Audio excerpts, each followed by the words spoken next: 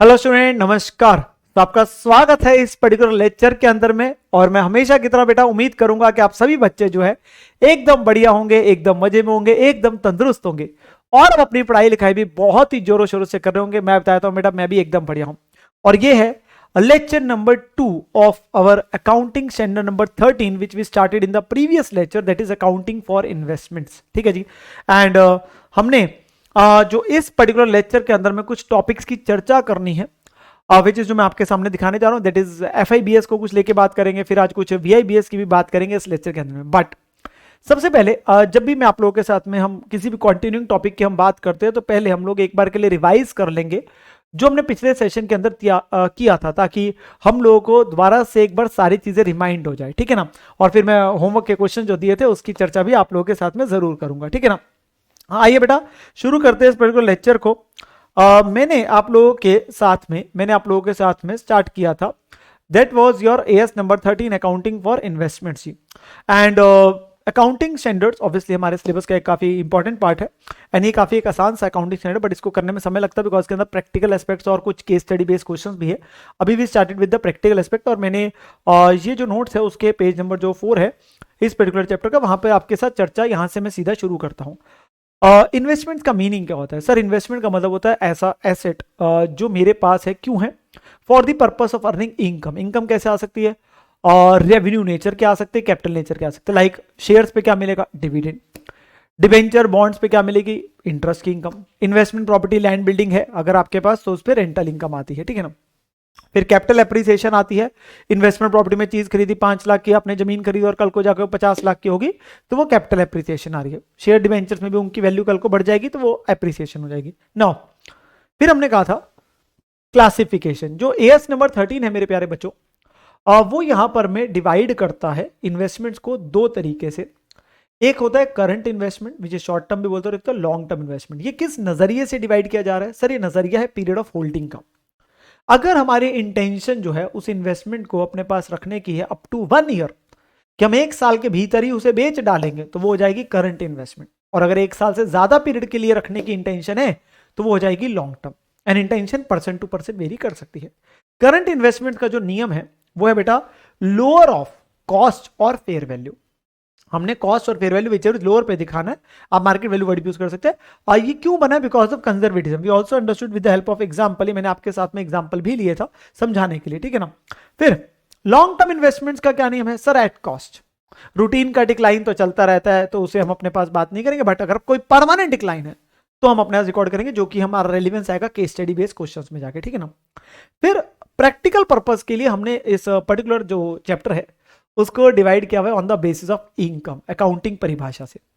ना यहां पर हमने उसे बांटा, एक फिक्स इनकम वाली सिक्योरिटीज है जिसमें इंटरेस्ट की इनकम हमारी जो फिक्स है मिलेगी ही मिलेगी, और ये रेट है आपके पास में। ठीक है, उसका फिक्स रेट है। जबकि एक होते हैं वेरिएबल, जहां पे इक्विटी शेयर्स में इन्वेस्टमेंट करिए, डिविडेंड की इनकम आएगी, वेरी कर सकते हैं, कम ज्यादा जैसे भी है, कंपनी दे ना दे। और ये आता है बेटा इंटरेस्ट की इनकम डिवेंचर बॉन्ड्स में। अभी हमने चर्चा कौन सी करी थी लास्ट लेक्चर में शुरू? दैट वाज फिक्स इनकम वाली, जिसमें हम इन्वेस्टमेंट खरीदते हैं तो बेटा जिस दिन खरीदते हैं उस दिन एंट्री का डालते हैं। सर, इन्वेस्टमेंट हमारा एसेट है तो वो डेबिट हो जाएगा। हम खरीदते समय क्या इंटरेस्ट देंगे? यस सर, आपने समझाया था। इंटरेस्ट कब से कब तक देते हैं? सर, इंटरेस्ट जो ये कंप्यूट किया जाता है ना, पूरा एग्जांपल लिया था आपके साथ में, which is last interest date से लेके बेटा कंप्यूट होता है to the date of transaction. तब तक आप खरीदते समय क्या देते हैं? इंटरेस्ट पे करते हैं। तब तक का ये इंटरेस्ट आता है, आपका डेबिट होता है। और यहां पर जो डील होती है, हम टू बैंक करते हैं, एक्स भी हो सकते हैं, कम भी हो सकते हैं। एक्स इंटरेस्ट में क्या था? सर, एक्स इंटरेस्ट में ना हम जो डील है उसके अलावा इंटरेस्ट दे रहे, तो जितनी डील है वो इन्वेस्टमेंट में चला जाएगा, जो इंटरेस्ट चला है। कम में क्या होता है? कम में क्या था? उसके अंदर ही जुड़ा हुआ है, तो इंटरेस्ट को माइनस करना पड़ता है। इंटरेस्ट को माइनस करना, मैंने आई थिंक एग्जाम्पल की बात की थी आप लोगों के साथ में, तो ये जो हमने क्वेश्चन सॉल्व किए थे ना, तो मैं इसी पे आ जाता हूं। एक बार ये समझाया था आप लोगों को पूरा समझा के। एक्स इंटरेस्ट में क्या था? मैंने 103 पे डेबिट किया, इंटरेस्ट अलग से पे किया तो वो आ गया। कम में क्या? उसके अंदर ही जुड़ा हुआ है, तो माइनस करके निकाला कितनी कॉस्ट है। और एक ब्रोकरेज का भी पॉइंट था, तो ब्रोकरेज और एक्स इंटरेस्ट रहता है तो उसमें हम ब्रोकर को भी पैसे दे रहे, तो मेरी कॉस्ट बढ़ जाएगी। ब्रोकर को पैसे दे रहे, कॉस्ट बढ़ जाएगी। ठीक है ना। वो अभी रिवाइज कराता हूँ। जब इंटरेस्ट मिलता है ड्यू डेट पे, हमेशा क्या चेक करना है? जब भी साल में 2 बार मिलता है, उस दिन हमारी कितनी होल्डिंग है। जिस तारीख को इंटरेस्ट मिल रहा है उस दिन नॉमिनल वैल्यू कितने के पड़े हैं। इंटरेस्ट हमेशा फेस वैल्यू पे, नॉमिनल वैल्यू पे कंप्यूट होगा। जब बेचोगे तो जब आपको इंटरेस्ट मिलेगा यस, और आपके पास पैसे आ रहे bank to investment to interest, जितने बेचा इन्वेस्टमेंट में क्रेडिट हो जाएगा और जो इंटरेस्ट मिल रहा है टू इंटरेस्ट आ जाएगा। अगेन इंटरेस्ट कैसे निकलेगा? From the last interest date to the date of transaction तक आएगा। डील अगर एक्स इंटरेस्ट है तो पैसे अलग मिल रहे हैं, इंटरेस्ट अलग मिल रहा है। कम इंटरेस्ट है तो उसी में इंटरेस्ट जुड़ा हुआ है। ब्रोकरेज का क्या करेंगे? सर पैसे ब्रोकर ले गया, मेरी जेब में पैसा कम आएगा तो माइनस कर देंगे, ठीक है ना। जब भी बेचोगे क्या निकलेगा? प्रॉफिट लॉस निकलेगा, और वो प्रॉफिट लॉस पीएनएल में चला जाएगा। वो कैसे निकलता है? जो बेचा उसकी हमारी खरीद कितनी है वर्सेस हमने कितने बेचा। मेथड दो है, फीफो भी है और एक एवरेज कॉस्ट भी। जनरली यहाँ फीफो लग रहा होता है, मोस्ट ऑफ द क्वेश्चन वही बोलता है, ठीक है ना। जनरली साइलेंट भी होता है तो हम फीफो लगा सकते हैं, वैसे आप नोट देके एवरेज कॉस्ट भी लगा सकते हैं, ठीक है ना। इंटरेस्ट हमेशा फेस वैल्यू पे निकलता है, डील एक्स या कम हो सकती है। खर्चे जो है सारे वो खरीदने के समय ऐड हो जाते हैं, बेचने के समय ये खर्चे माइनस हो जाएंगे आपके पास ब्रोकरेज वगैरह जो आ रही है, ठीक है ना, क्योंकि ये दोनों टाइम हमारा खर्चा ही है। जो ब्रोकरेज होती है बेटा वो किस पे लगती है? ट्रांजैक्शन वैल्यू पे, जिस चीज पे डील हुई, डील जिस पे हुई। तो जिस प्राइस पे डील हो रही है, मतलब जो भी डील है चाहे वो कम है चाहे एक्स है, ब्रोकरेज उसी प्राइस पे निकलेगी, ब्रोकरेज उसी पे निकलेगी। अगर एक्स है तो परचेज का केस है तो अलग से ऐड कर देना, इंटरेस्ट तो अलग से आ जाएगा। अगर कम है तो बस इंटरेस्ट जो निकला था ना फेस वैल्यू पे उसे अलग से बस माइनस कर देते अगर कम इंटरेस्ट होता है, ठीक है ना। तो वो एक चीज आती है। तो ब्रोकरेज के परसेंटेज जो अमाउंट जो लगनी है उस पर कोई फर्क नहीं पड़ता। हमने ये चर्चा की थी। लास्ट में इंटरेस्ट का कॉलम कहां चले जाता है? सर वो तो पीएल में चले जाता है, उसमें कोई दिक्कत नहीं। जो बची हुई इन्वेस्टमेंट है उसे नॉमिनल वैल्यू और कॉस्ट आ जाएगी। अगर वो मार्केट वैल्यू देता है तो हम करंट मानते हुए उसका कंपैरिजन कर देते हैं, लोअर ऑफ कॉस्ट और मार्केट वैल्यू। तो अगर लॉस होगा तो लॉस रिकॉर्ड हो जाएगा, फायदा रिकॉर्ड नहीं होता है, ठीक है ना। मेथड्स की हमने चर्चा कर ली है, सारी ट्रांजेक्शन्स की चर्चा कर ली। साथ में एक और चीज सीखी थी हमने जाते जाते क्वेश्चन में, कि अगर इंटरेस्ट की डेट साल की डेट के साथ सिंक में नहीं होती, तो इंटरेस्ट आपका साल है जनवरी टू दिसंबर और इंटरेस्ट मिलता है 31 मार्च को, 30 सितंबर को, तो सिंक में नहीं है। तो इसका मतलब क्या? ओपनिंग और क्लोजिंग में 3-3 महीने का वो एक्रूड इंटरेस्ट आता है। क्या सीखा था? एक्रूड इंटरेस्ट आता है। इसको लेके हमने काफी सारे क्वेश्चंस ना अपने पास लेक्चर में किए थे बेटा, फर्स्ट सेकंड थर्ड तक हमने कर लिए थे, और मैंने आप लोगों को होमवर्क भी दिया था फर्स्ट सेकंड थर्ड फोर्थ। मैं एक बार के लिए इसके अंदर जो इंपॉर्टेंट पॉइंट जो मुझे लगता है वो मैं डिस्कस करूंगा। फिर भी अगर किसी बच्चे का कोई डाउट रह जाता है तो घबराने की जरूरत नहीं। आप यहाँ पे पीडब्ल्यू के अंदर बेटा आप इस जो डाउट इंजन फैसिलिटी है उसका इस्तेमाल कर सकते हैं। आप अपने पास में डाउट लिख देंगे, जो आपके पास टीम है हमारे द्वारा अपॉइंटेड, और वो हमसे कंसल्ट में हमेशा रहती है, वो आंसर करती है। और साथ में अगर आपका फिर भी कई बार नहीं होता तो आप डाउट सेशंस आप लोगों के साथ हमारी तरफ से लेते रहते हैं, तो वहां पे आके आप डाउट पूछ सकते हो, तो घबराने की कोई भी बात नहीं है। बट फिर भी मैं चाहूंगा ये कि आप लोगों के मिनिमल टू मिनिमल डाउट्स है तो वो मैं पॉइंट्स डिस्कस कर लिया करूंगा जो मुझे लगता है जो इंपॉर्टेंट आपके पास रहते हैं होमवर्क के क्वेश्चन में। तो जैसे मैंने आपके पास क्वेश्चन नंबर 1 आप लोगों को दिया था बेटा, 1 to 4 दिए थे। फर्स्ट क्वेश्चन मुझे नहीं लगता ऐसा कोई प्रॉब्लम होगी, आपने सॉल्यूशन फाइल से अपने पास में देखा होगा। तो यहाँ पे आपके पास देखने को मिला होगा, यहाँ पे 3 महीने का वो ओपनिंग क्लोजिंग का एक्रूड इंटरेस्ट आ रहा है, क्योंकि ये है हमारा ओपनिंग क्लोजिंग और इंटरेस्ट की डेट्स अलग है। तो 3 महीने का ओपनिंग क्लोजिंग आएगा। खरीद रहे हो एक्स इंटरेस्ट में, कोई दिक्कत नहीं, बेचे है एक्स इंटरेस्ट में, खरीदे है कम इंटरेस्ट में। तो जब कम इंटरेस्ट में खरीदे तो हमारे पास इंटरेस्ट पहले निकलेगा, पर इंटरेस्ट जीरो हो गया। क्यों? क्योंकि 1 अक्टूबर है और पिछला इंटरेस्ट 30 सितंबर को मिला था, तो इंटरेस्ट तो जीरो है। अब चाहे डील एक्स है चाहे कम है, कोई फर्क ही नहीं पड़ा, क्योंकि इंटरेस्ट है ही जीरो, इंटरेस्ट है ही जीरो। तो इंटरेस्ट जीरो ही आ रहा है अगर आप चेक भी करेंगे यहाँ वाली ट्रांजेक्शन में, क्योंकि आपके पास पिछले दिन तक का तो इंटरेस्ट मिल चुका है, तो कम और एक्स से फर्क ही नहीं पड़ रहा, ठीक है ना। बाकी हमने बेचा, तो जब भी बेचोगे क्या निकल रहा है? प्रॉफिट लॉस निकल रहा है। आपने वर्किंग नोट्स बना दिए। एक छोटी सी चीज आपको एक अजीब सी चीज लगी होगी, सर सर हाँ बेटा बोलो। सर आपने ना क्लास में तो सारे वर्किंग नोट बनाए थे, पिछले लेक्चर में हमने सारे बनाने शुरू किया, आंसर में देखा तो आपने सिर्फ 2-4 ही बनाए हुए थे, सारे तो बनाए नहीं। हाँ तो ये समझ लीजिए मेरी बात, इन द एग्जाम अभी हम लोग सीख रहे थे तो हमने एक एक बनाया। अब बनाने को सारे बना सकते हो, उसमें कोई दिक्कत नहीं, बट जनरली जो इंटरेस्ट का वर्किंग नोट है ना, जहां आप सिर्फ P into R into T कर रहे हो, वो नहीं भी बनाएंगे चलेगा। जब भी ब्रोकरेज वगैरह है तो वो परचेज और सेल की वैल्यू निकालने के लिए आपको करना पड़ेगा, परचेज में ऐड, सेल में माइनस। प्रॉफिट लॉस का हमेशा बनाना पड़ेगा और वैल्यूएशन का बनाना पड़ेगा, पर जो सिर्फ इंटरेस्ट है P into R into T, वो नहीं भी बनाएंगे चलेगा, वो नहीं भी बनाएंगे चलेगा, बना देंगे ठीक है, नहीं भी बनाएंगे वो चलता है, आपको तब भी पूरे नंबर मिलते हैं, ठीक है ना। तो यहाँ पे अल्टीमेटली आप देखोगे वो जो प्रॉफिट लॉस है उसकी चर्चा हो रही है। इस क्वेश्चन में दिक्कत नहीं आएगी। अगला क्वेश्चन नंबर 2 था, ये आरटीपी का क्वेश्चन था। यहाँ पर एक छोटे से पॉइंट में दिक्कत आई होगी, मैं बताता हूँ कौन सा। और सर ऐसा पॉइंट ना सीखा नहीं था, बट आपने इंडिकेशन में बताया था बेटा, यहाँ ना आपको थोड़ा सा कंट्रोल रखना था। मेथड तो फीफो था, ब्रोकरेज लग रही थी हर समय।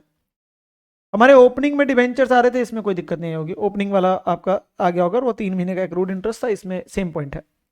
अब जब आपके पास में 2000 डिवेंचर खरीदे थे 120 कम इंटरेस्ट में और ब्रोकरेज है, तो 2000 इंटू 120 2,40,000 आया, ठीक है जी। ब्रोकरेज लगी हमारी 2%, वो इतने पे ही आने, चाहे एक्स्ट्रा कम हो उससे फर्क नहीं पड़ रहा, और फिर इंटरेस्ट माइनस हो जाएगा जो हमारे पास 5 महीने का था 10,000, तो ये हमारी कॉस्ट आ गई, क्योंकि कम इंटरेस्ट है, क्योंकि कम इंटरेस्ट है तो वो आपके पास में वैल्यू आ जाएगी, इसमें अब कोई दिक्कत नहीं।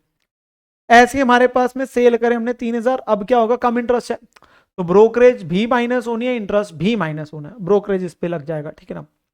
और कम इंटरेस्ट है तो इंटरेस्ट भी माइनस हो जाएगा, वो भी होगा। आपने जब सेल किया तो क्या निकला होगा, प्रॉफिट लॉस। ये सेल किस में से हो रही है, इसमें से हो रही है, तो 3,000 डिबेंचर उस 4 में से बिक रहे हैं, तो आपका वर्किंग नोट बना होगा प्रॉफिट लॉस का, ये भी आपके पास आपने कंप्यूट कर दिया होगा, ये आपका प्रॉफिट लॉस आ गया, ठीक है जी, क्योंकि हमने 4,000 के लॉट में से 3,000 बेचे, फीफो मेथड है। अब आपने अगली बार 2,000 बेचे, ओ अब ये 2,000 किस में से बेचे बेटा, उसमें से पता क्या हो रहा है, 1,000 बेचे हमने जो पहले लॉट के थे, क्योंकि उसमें से बचे 1,000, और 1,000 हमने बेचे जो हमने 1 जून को खरीदे हैं। तो अब यहां पे बाइफरकेशन हो गई, तो जो ओपनिंग लॉट है उसमें से 1,000 जा रहे, क्योंकि उसमें 3,000 बिक चुके हैं, तो उसकी कॉस्ट आएगी 1,000 बाय 4,000 करके, और दूसरे की जो 2,000 के थे उसमें से 1,000 बेचे, तो इसीलिए वो वर्किंग नोट का थोड़ा सा ध्यान रखना पड़ रहा है आप लोगों को। तो ये कॉस्ट वैसे ही आ रही है, ये कैसे आ रही है सर, ये आ रही है जो हमारी वैल्यू आ रही थी, कितनी थी बेटा, परचेज के समय की हमारी कॉस्ट जो थी 234,800, और एक ये थी, एक ये आपके पास आ रही है, तो ये ओपनिंग वाले की 392 थी। अगर 392 4,000 की है तो 1,000 की कितनी हुई, ये फर्स्ट लॉट, प्लस 234,800 अगर 2,000 की है तो उसमें से भी अब आधा जा रहा है ना, 1,000 की कितनी हुई। तो ये डाउट आता है कि कैसे आया सर, क्योंकि एक लॉट खत्म हो गया, उसमें से कुछ हिस्सा जा रहा है, अगले अब लॉट पे आ गए हम लोग, तो वो प्रोपोर्शनेट आ गया, ठीक है ना। बाकी आपके पास फिर परचेज करो और ईयर एंड पे मार्केट वैल्यू दे रहा है, तो क्या करना पड़ेगा, कंपैरिजन। ये आपको कॉस्ट निकालने के लिए सिंपल क्या है, आपको ऐसे करने की जरूरत नहीं, आप सीधा इसे एज अ बैलेंसिंग फिगर भी ले सकते हैं अकाउंट का, तो भी वही आएगी, मतलब अभी लॉस आ सकता है but balance figure before that, और उसको कंपेयर कर लेंगे मार्केट वैल्यू के साथ, तो हमारी मार्केट वैल्यू क्या है, कम है, मार्केट वैल्यू क्या कम है, तो हमने मार्केट वैल्यू पे दिखाया, अगर आप टॉप पे देखेंगे, और 3 महीने का इंटरेस्ट है। अब क्योंकि कॉस्ट तो 423,400 थी, तो इसलिए लॉस बुक हो रहा है बेटा, तो ये बाय पीएनएल आपके पास में लॉस उसी का आ रहा है बेटा, वैल्यूएशन का, इसमें दिक्कत आई होगी, क्यों, क्योंकि यहाँ मार्केट वैल्यू कम है। मैंने आपको पिछली बार समझाया भी था कि हमारे पास में ये कब आएगा लॉस, जब मार्केट वैल्यू कम है, अगर कॉस्ट कम होती फिर दिक्कत होना थी, फिर तो कोई लॉस की बात ही नहीं होगी ना, मार्केट वैल्यू कम होगी तो लॉस रिकॉर्ड करेंगे, और लॉस रिकॉर्ड किया तभी तो 420 पे आया, तो कॉलम्स टैली हुए हमारे, ठीक है ना, बाकी दिक्कत नहीं आई होगी इस क्वेश्चन में।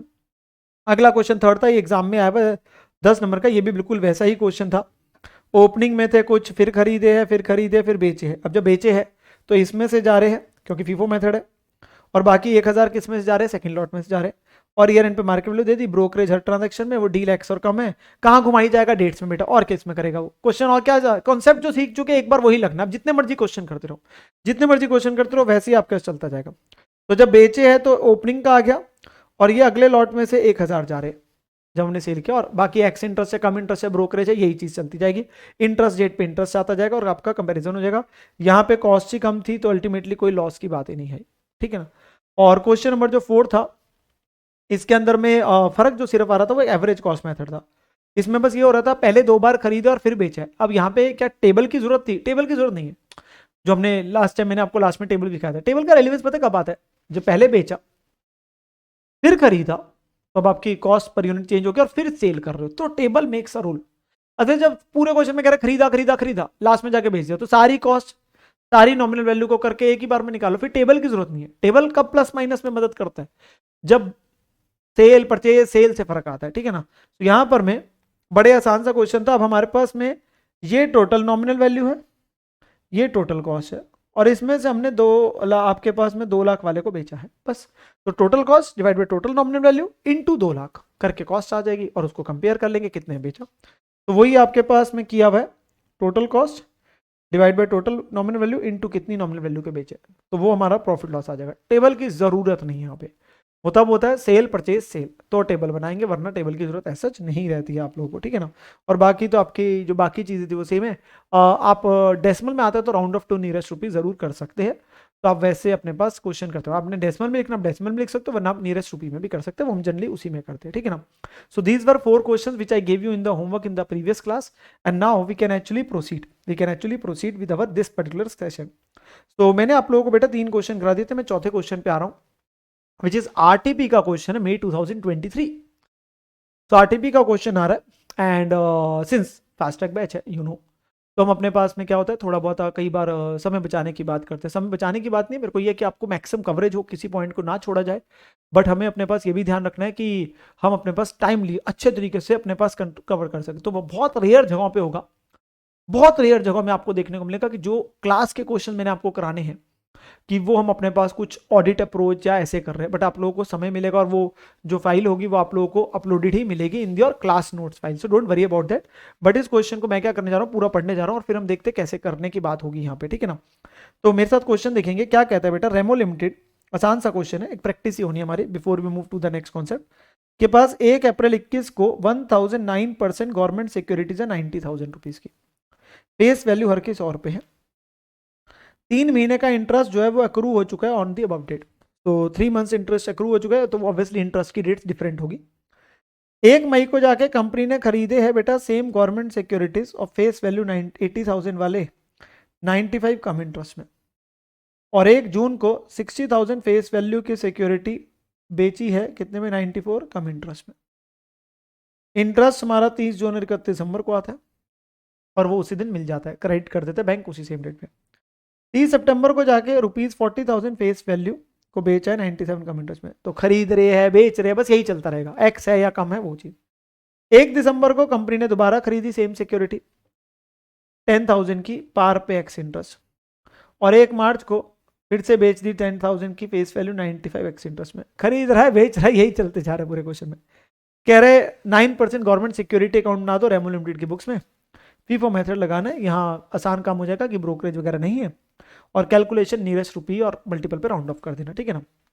अब मैं एक बार के लिए आप लोगों के साथ में अगर मैं टाइम लाइन को लेके बात करूं, किसको लेके बेटा, टाइम लाइन को लेके बात करूं, तो अगर हम देखते हैं यहां पर मैं अगर टाइम लाइन यहीं बनाने की चर्चा करता हूं आप लोगों के साथ में, इफ वी सी,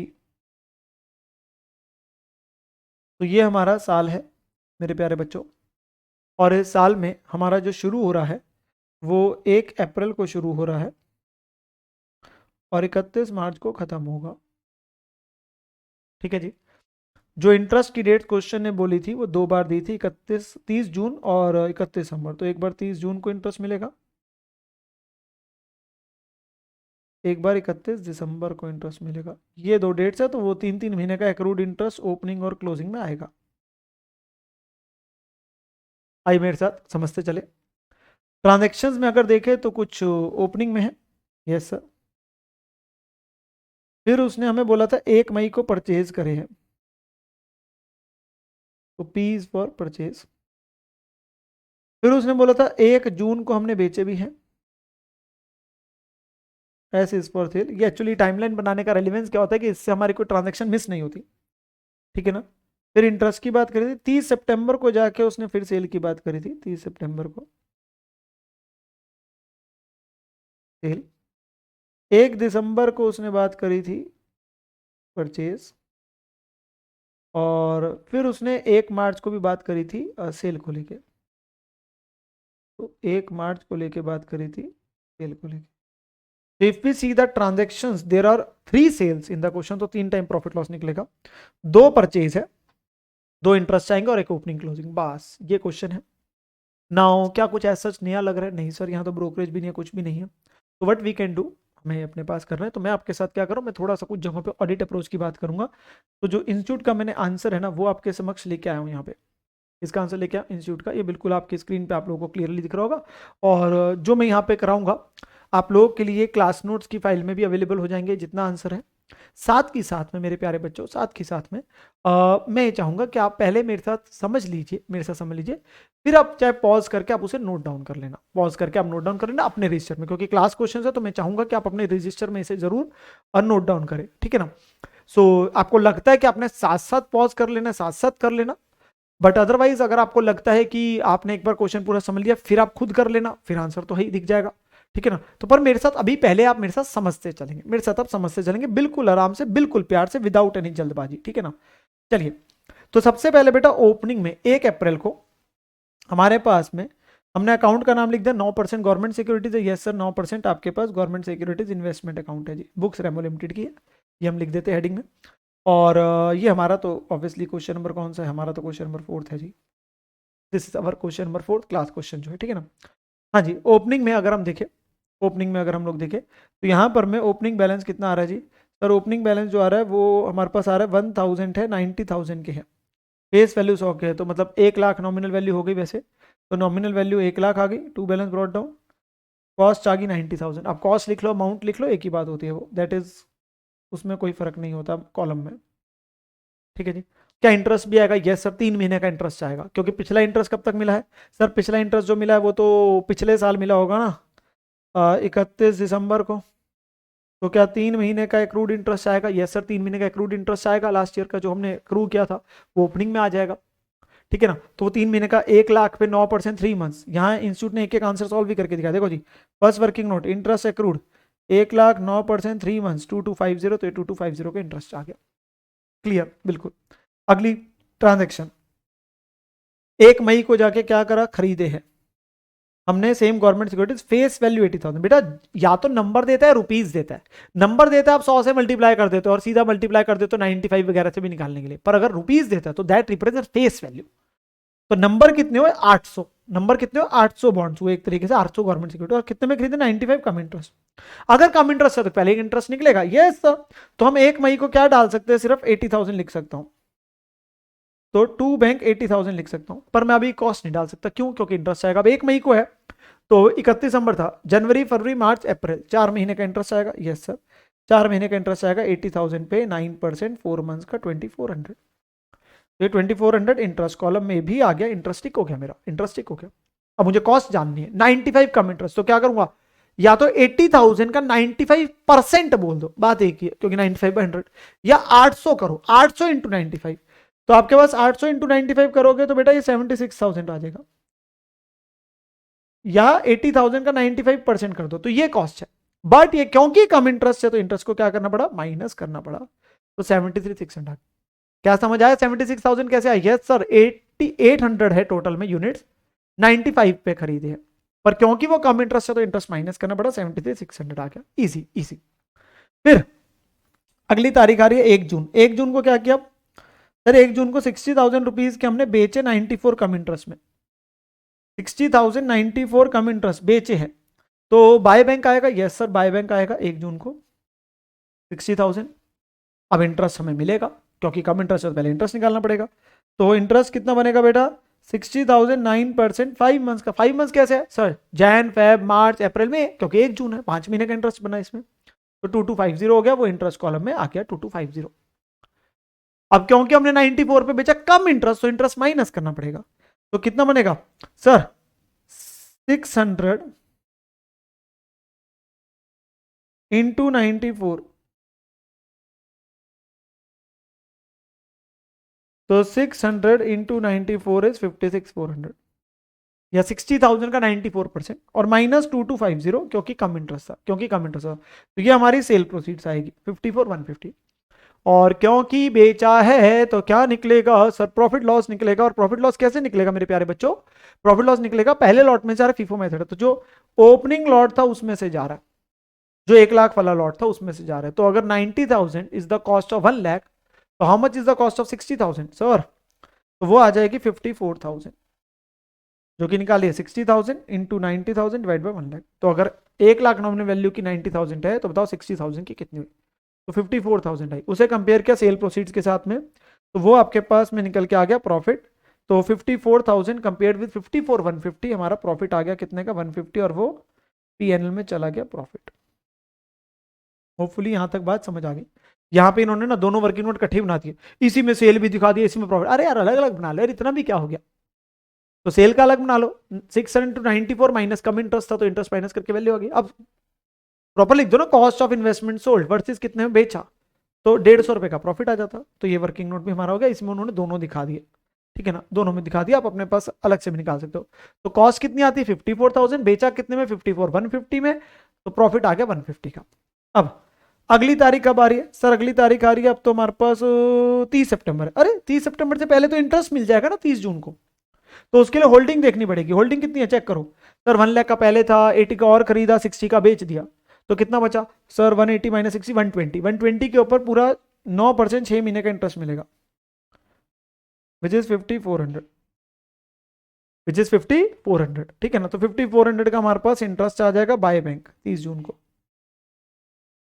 तो no problem at all, no problem at all, ठीक है जी। अब हमारी ट्रांजेक्शन आती है कब?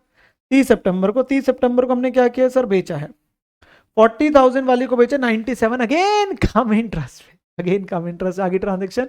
सो कम इंटरेस्ट अगर है मेरे प्यारे बच्चों, तो यहां पे अगेन पहले आपका इंटरेस्ट भी निकलेगा। तो 40,000 तो डला ही डला बाय बैंक में 30 सितंबर को। कितने महीने का इंटरेस्ट आएगा सर? पिछला इंटरेस्ट 30 जून था, तो जुलाई अगस्त सितंबर 3 महीने का, 3 महीने का। तो 40,000 पे 9%, 3 मंथ्स 900 रुपीज। तो 900 रुपीज का इंटरेस्ट आ जाएगा 3 मंथ्स का। और क्योंकि हमने कम इंटरेस्ट बेचा है, कम इंटरेस्ट बेचा है कितने में? 97 पे, तो उसकी सेल प्रोसीड्स आ जाएगी। क्या आ जाएगी? Sale proceeds. तो सेल प्रोसीड्स कैसे आएगी आपके पास में? सेल प्रोसीड्स आएगी 97 के हिसाब से कितनी बनती है? 400 इंटू 97, चेक कर लीजिए, मैं भी वैल्यूज चेक कर रहा हूँ। 38,800 और 900 इसमें इंटरेस्ट जुड़ा था क्योंकि कम इंटरेस्ट था, तो इतने पैसे हमें मिले हैं। सेल के नाम के कितने मिले? 37,900। तो सेल वैल्यू कितनी जाएगी? 37,900 जी, क्योंकि कम इंटरेस्ट था, क्योंकि कम इंटरेस्ट था। Now my question to you is, क्या प्रॉफिट लॉस निकलेगा? यस। किस लॉट में से जा रहा होगा सर? फीफो मेथड है, पहले ओपनिंग लॉट खत्म करते हैं। ओपनिंग लॉट 1 लाख का था, जिसमें से 60 बेच दिया था, बचा कितना? 40,000 का, और बेचा कितना? 40,000 का। ओ बढ़िया हो गया, अगले लॉट की बारी नहीं आई, इसमें कोई प्रोपोर्शनेट का लफड़ा नहीं, क्योंकि जो 60,000 पहले बेचा था वो तो इसी लॉट में से बेचा था, तो अभी इसी लॉट में से तो 40 बचा, तो ये भी इसी में से जा रहा है। अच्छा, तो ये तो आसान हो गया। तो यानी कि अगर 90,000 कॉस्ट 1 लाख वालों की है, तो बताओ आपके पास 40 की कितनी, उसे कंपेयर कर लेंगे सेल वैल्यू के साथ में। तो वो प्रोपोर्शनेट कॉस्ट निकालिए, 40,000 इंटू 90 डिवाइड बाई 1 लाख, तो 36,000 कॉस्ट है। इस 36,000 को 37,900 से कंपेयर करेंगे तो प्रॉफिट आ जाएगा बेटा 1900 का। ज्यादा में बेचा है, किस में बेचा? ज्यादा में बेचा। तो आप अपने वर्किंग नोट्स जैसे दिखाए वैसे है, जैसे हमने किए थे वैसे आप दिखा लो, पर वो वर्किंग नोट देखिए आप सारे दिए हुए, कर ले, इंटरेस्ट का भी दिया हुआ है, वैसे वो जरूरत नहीं है एग्जाम में। आपने होमवर्क क्वेश्चन देखे थे, वो भी इंस्टीट्यूट के सॉल्व है, ये भी इंस्टीट्यूट का सॉल्व है। दिखाना चाहते हो देखो, दिखा लो इंटरेस्ट वाले, नहीं दिखाना चाहते ना दिखाओ। पर सेल वैल्यू की प्रोसीड्स परचेज की, क्योंकि कम इंटरेस्ट अगर आ रहा है तब आपको दिखानी पड़ जाती है, और एक प्रॉफिट लॉस का आता ही था। तो ये हमारा प्रॉफिट आ जाएगा 1900 का, जो कहाँ चला जाएगा? पीएनएल में 30 सितंबर को। ठीक है जी, तो 30 सितंबर की ट्रांजेक्शन भी यहां तक हो जाती है। देन अगला कौन सा आ रहा है जी? सर 1 दिसंबर को अब खरीदा है, 1 दिसंबर को खरीदा है, कितने का? 10,000 पार पे एक्स इंटरेस्ट। अच्छा जी, पार मतलब फेस वैल्यू, तो 100 वाला 100 में ही खरीदा है, तो 10,000 वाला 10 में, और एक्स इंटरेस्ट है तो इंटरेस्ट अलग से ही दे रहे हैं। तो 1 दिसंबर को टू बैंक 10,000 वाला 10,000 में ही दे रहे हैं, क्योंकि एक्स इंटरेस्ट है, और इंटरेस्ट तो अलग से देंगे, अब इंटरेस्ट अलग से देंगे। तो कितने महीने का आएगा सर? 1 दिसंबर है तो 5 महीने का इंटरेस्ट आ जाएगा। तो 10,000 9% 5 मंथ 375, 10,000 9% 5 मंथ 375, तो 375 का इंटरेस्ट हमारा आ गया। क्लियर जी बात? यस सर, बिल्कुल क्लियर, विदाउट एनी डाउट। अब हमारी अगली ट्रांजेक्शन जो बेटा, वो तो उसने दी थी कब? 1 मार्च को। और बेटा 1 मार्च को दी है, तो ऑब्वियसली उससे पहले 31 दिसंबर को क्या मिला होगा सर? इंटरेस्ट। उसके लिए क्या देखनी पड़ेगी? होल्डिंग। सर 1 लाख का पहले था, वो तो वैसे सारा बेच ही दिया, बात ही खत्म होगी। तो हमारे पास क्या पड़ा है? 80 का पड़ा है और एक 10 का पड़ा है, तो 90,000 पे मिलेगा। 80 का पड़ा और 10,000 और है, तो 90,000 का पड़ा है। तो 90,000 के ऊपर 6 महीने का इंटरेस्ट मिल जाएगा। 90,000 9% 6 मंथ 4050। भाई जितनी होल्डिंग उस दिन जब इंटरेस्ट मिलना है उस दिन कितना ही होल्डिंग है, तो 90,000 के, तो 90,000 इंटू 9% इंटू 6/12, तो दैट कम्स आउट टू 31 दिसंबर को बाय बैंक 4050 आपको इंटरेस्ट मिल जाएगा। अब 1 मार्च को हमने क्या किया है? बेचा है 10,000 वाला 95 एक्स इंटरेस्ट में, तो 1 मार्च को बाय बैंक आएगा 10,000, हमने बेचा 95 में, एक्स इंटरेस्ट तो 9500 आ गया, मतलब 100 इंटू 95 बोल दो, 10,000 का 95% बोल दो, एक्स इंटरेस्ट तो सीधा ही आ गया। इंटरेस्ट अलग से मिल रहा है, कितने महीने का मिलेगा सर? जनवरी और फरवरी का, 2 महीने का, तो 2 महीने का इंटरेस्ट भी आ जाएगा। 10,000 9% 2 मंथ्स 150, तो 150 का हमारा इंटरेस्ट बेटा आ जाएगा। यस सर, तो 150 का इंटरेस्ट भी आ गया। ये सेल में से क्यों माइनस नहीं हुआ? क्योंकि सर हमारी डील एक्स इंटरेस्ट थी। क्या डील थी? एक्स इंटरेस्ट थी। कम इंटरेस्ट होती तो माइनस करते, ठीक है ना। बेचा तो प्रॉफिट लॉस निकलेगा। यस, अभी कौन सा लॉट में से जा रहा होगा सर? अब ये सेकंड लॉट में से जा रहा होगा, पहला लॉट तो खत्म हो गया, अब ये इस लॉट में से जा रहा है। अच्छा, क्योंकि पहला लॉट खत्म हो गया। हाँ, पहला लॉट खत्म हो गया था। तो 73,600 अगर 80,000 की है, तो बताओ बताओ 10,000 की कितनी हुई?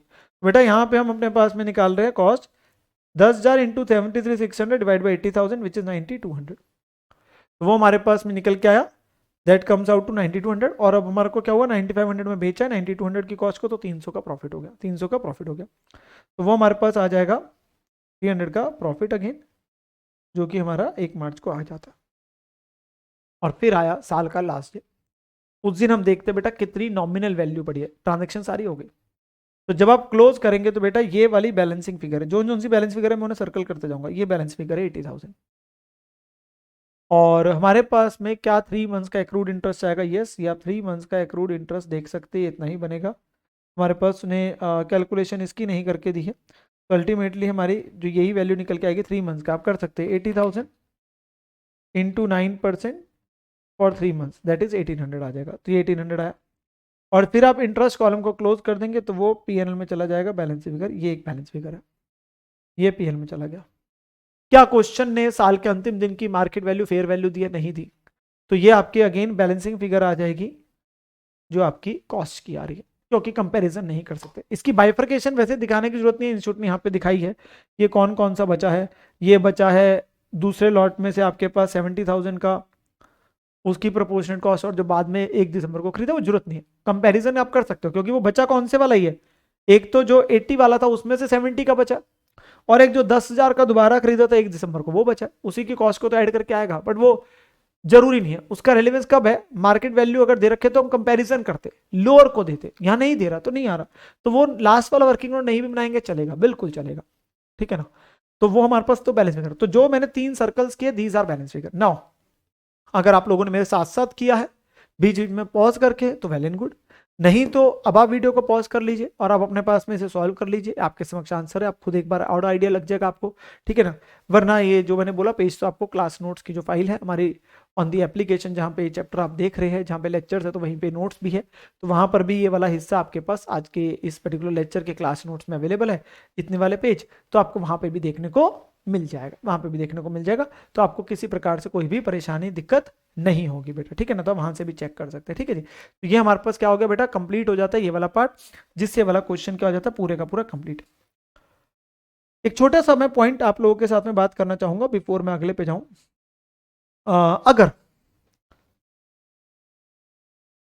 अगर हमारे पास में बेटा ट्रांजैक्शन डेट, जनरली क्वेश्चन में होता नहीं है पर मैं वैसे बताने जा रहा हूं, जनरली आपको कोई क्वेश्चन देखने को मिला, transaction date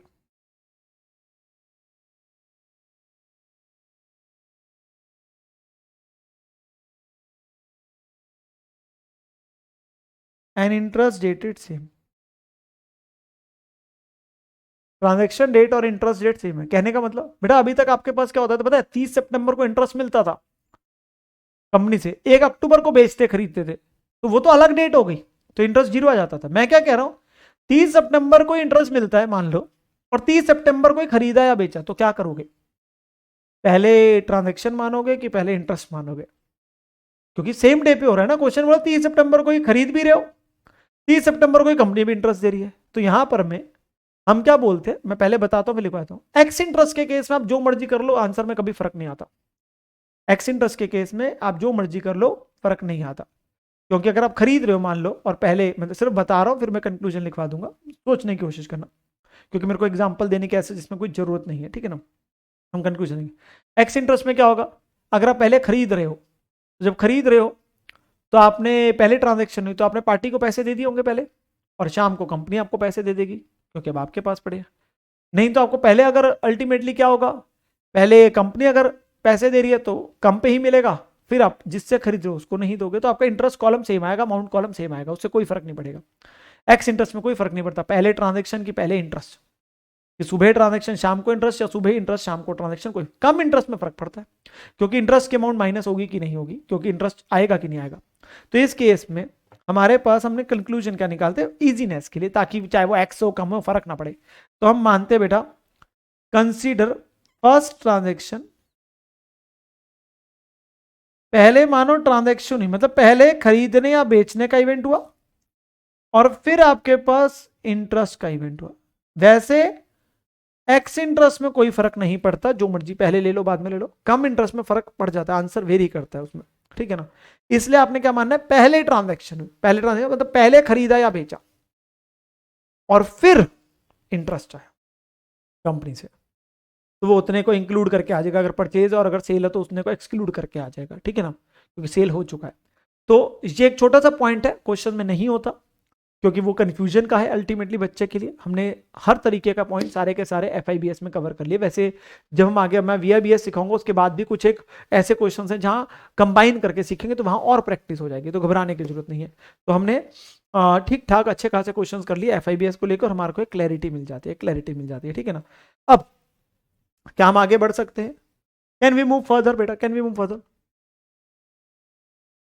yes sir, we can move further. अब हम आगे बढ़ सकते हैं। नाउ मेरा जो अगला टॉपिक आ रहा है बेटा, that is coming in front of you is variable income bearing script security. That is actually जब आप इन्वेस्टमेंट कर रहे हैं बेटा किसमें, इन shares.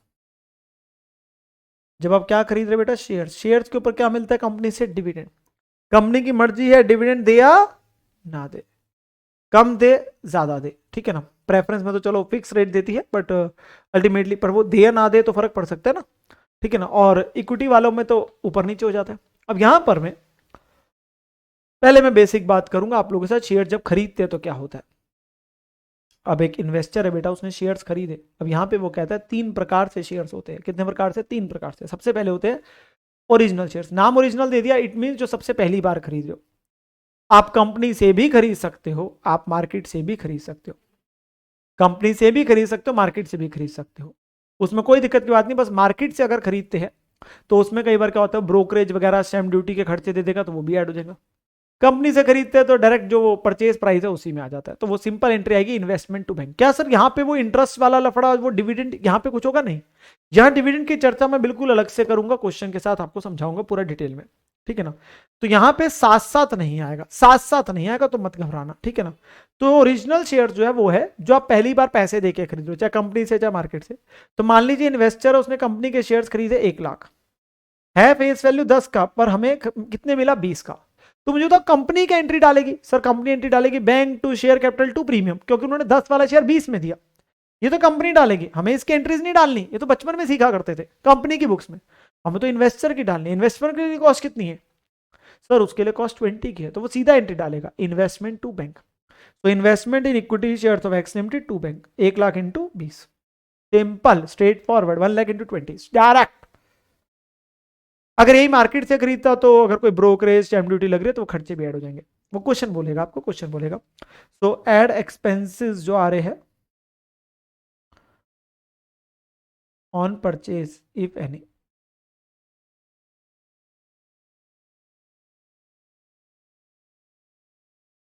Like brokerage stamp duty, वो हम क्वेश्चन करेंगे तो देखेंगे।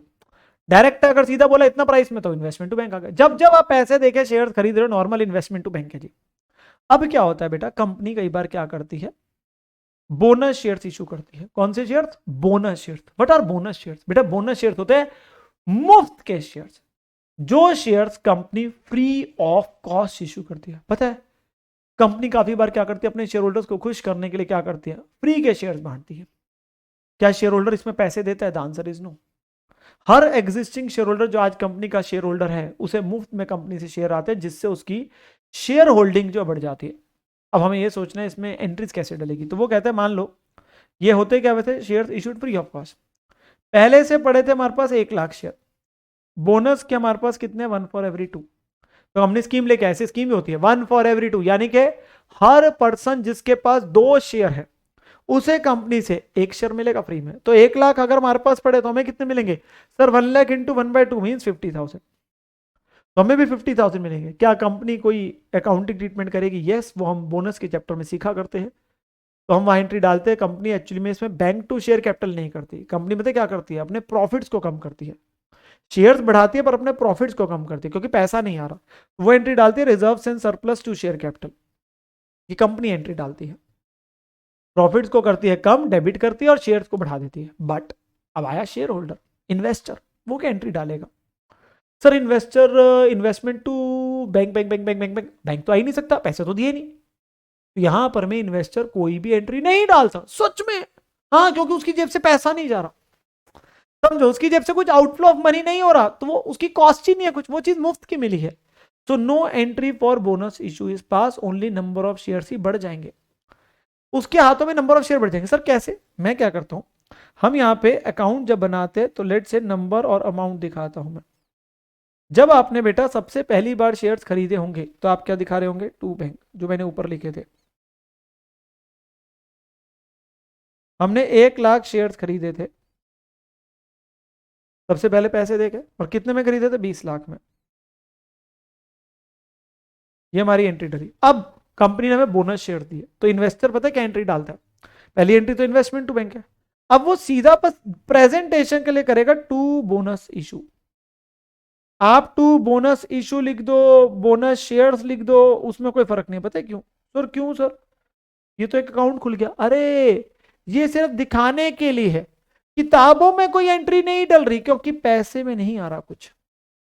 ये तो सिर्फ हमें नंबर के कॉलम में दिखाना है, यहां 50,000 आ जाएगा। अच्छा, तो ये to bonus issue, to bonus, कुछ भी लिख सकते हैं। हाँ, अगर आपसे कोई बोले अकाउंटिंग एंट्री डाल रहे हो, आप बोलोगे ना, कोई एंट्री नहीं डाल रहे। अब अगर आपसे कोई पूछे हमारी पर शेयर कॉस्ट कितनी है, तो आप क्या बोलोगे? सर हमारे दो प्रकार के शेयर हैं, एक 20 लाख रुपए में खरीदे 1 लाख शेयर, एक शून्य में खरीदे हमें मिले हैं 50,000 शेयर। अलग अलग है। नहीं, शेयर्स के केस में हम हमेशा एवरेज कॉस्ट के नजरिए से देखते हैं। किसके? Average cost. और एवरेज कॉस्ट का मतलब है हम टोटलिटी से चलते हैं। यहां पे अनटिल अनलेस क्वेश्चन फीफो ना बोलते, जो कि वो नहीं बोलता, हम अपनी तरफ से हमेशा कौन सा लगाते हैं? एवरेज कॉस्ट मेथड, जो पिछले लेक्चर के लास्ट में लगाया था। एफआईबीएस में मेनली फीफो चल रहा होता है, एवरेज कॉस्ट बड़ा रेयर होता है क्वेश्चन बोलते। यहां हमेशा ही एवरेज कॉस्ट चलता है, यह हमेशा, क्योंकि यहाँ अलग अलग मॉडल पे चीज हो रही है, एक पैसे दे के आ रहे, एक मुफ्त के आ रहे, तो आप अलग अलग नहीं डील करते। अब आप पता है क्या बोलोगे? पहले आपको 1 लाख शेयर्स की कॉस्ट 20 लाख थी, अब आप बोलोगे 1.5 लाख शेयर्स की कॉस्ट 20 लाख है। तो पहले थी 20 लाख डिवाइडेड बाय 1 लाख, आपकी कॉस्ट पर शेयर थी 20। अब आप पता है क्या बोलोगे? 20 लाख रुपए मैंने लगाए थे और अब मेरे पास 1.5 लाख शेयर है, तो आपकी कॉस्ट कम हो गई बेटा पहले से, क्योंकि डिनोमिनेटर बढ़ गया ना। तो हमने यही लिखा था, नंबर ऑफ शेयर बढ़ जाएंगे जिससे कॉस्ट पर शेयर कम हो जाएगी, जिससे कॉस्ट पर शेयर कम हो जाएगी। हम अलग अलग नहीं देखते, हमारे लिए एवरेज कॉस्ट है, हमारे लिए अलग अलग शेयर्स आपके पास नहीं, हमारे लिए क्या है? एवरेज कॉस्ट लग रहा है। एवरेज कॉस्ट का मतलब हमारे पास में इकट्ठे में देखा जा रहा है। तो हम बोलेंगे 20 lakh is the cost for 1 lakh shares and 20 lakh is the cost for 1.5 lakh share. तो उससे एवरेज कॉस्ट पर शेयर क्या होगी? कम होगी। ये कौन सा सीखा हमने? बोनस इशू सीखा। कौन सा सीखा? बोनस इशू सीखा। भाई मैंने ओरिजिनल शेयर सीखा और बोनस सीखा, मैं इसी से रिलेटेड पहले क्वेश्चन कराता हूँ, फिर मैं राइट शेयर्स पे चलूंगा आपके साथ में। तो मेरे पास एटलीस्ट उतना क्वेश्चन कवर हो जाएगा। स्टडी मटेरियल का क्वेश्चन है, जिससे हमें एक क्लैरिटी मिल जाएगी बेटा। तो यहाँ पे आएंगे, हम बिल्कुल सॉल्व करेंगे इसे प्रॉपर तरीके से। तो क्वेश्चन नंबर 5 है यहाँ पर। क्वेश्चन है कुछ आपको पैराग्राफ दिया और आपसे क्या मांग रहा है? Prepare investment account in the books of mister Krishnamurthy, जिसका शेयर्स पड़े करंट एसेट के तौर पर, क्लोजिंग वैल्यू वो लोअर करके दिखा देंगे। मार्केट वैल्यू देगा तो लोअर ऑफ कॉस्ट और मार्केट वैल्यू कर देंगे। अभी हम पढ़ते हैं। उसने सबसे पहले बोला 1 अप्रैल को मिस्टर कृष्णामूर्ति ने खरीदे 1,000 शेयर्स 100 रुपए वाले। एक कंपनी है टेल्को लिमिटेड, उसके कितने रुपए में? 120 रुपए में ब्रोकर से, जिसने 2% ब्रोकरेज चार्ज करी। साथ में उसे 50 पैसे पर ₹100 एज खर्चा लगा कॉस्ट ऑफ स्टैम्प्स का। बाद में जाके 31 जनवरी को बोनस डिक्लेयर किया 1:2 में। तो बोनस शेयर्स मिलने की बात हो रही है। फिर वो कहता है before and after the record date of bonus issue, मतलब बोनस शेयर से पहले और बोनस शेयर्स के बाद जो मार्केट में शेयर का भाव है वो पहले 175 चल रहा था और बाद में 90 रुपए का हो गया। ऑब्वियसली वो गिरता है, क्योंकि अब कंपनी के पास कोई फंड्स तो आए नहीं, बट उसके नंबर ऑफ शेयर्स अब बढ़ गए। तो that actually reduces the market price per share as well after the bonus issue. तो उसने वही बोला। और 31 मार्च को जाके मिस्टर कृष्णमूर्ति ने बोनस शेयर्स को बेचा एक ब्रोकर को, जिसने 2% ब्रोकरेज चार्ज करी। तो वो सेल का पॉइंट आ गया। तो यहाँ 3 चीजें सीखनी है, एक परचेज, एक बोनस इशू और एक फिर सेल। 3 बातें हम करेंगे, 3 ट्रांजेक्शन हम दिखाएंगे। क्या सर डिविडेंड की बात होगी? नहीं, अभी डिविडेंड की नहीं। तो सर हमारे यहाँ कॉलम्स कैसे बनेंगे? बेटा हम शेयर्स के केस में डिविडेंड का कॉलम तभी बनाएंगे अगर क्वेश्चन में डिविडेंड की चर्चा होगी, वो आगे जाके आ जाएगी।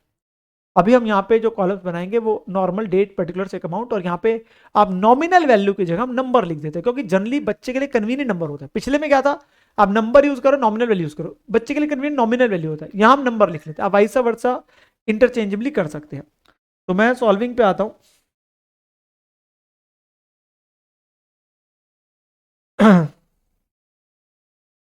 तो यहां पर में क्वेश्चन नंबर बेटा हमारे पास आ रहा है 5।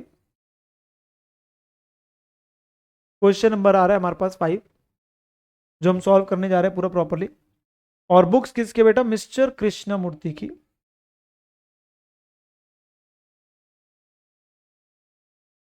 Books of Mister Krishnamurthy. और अकाउंट क्या खुल रहा है बेटा? अकाउंट है investment in equity shares of Telco limited.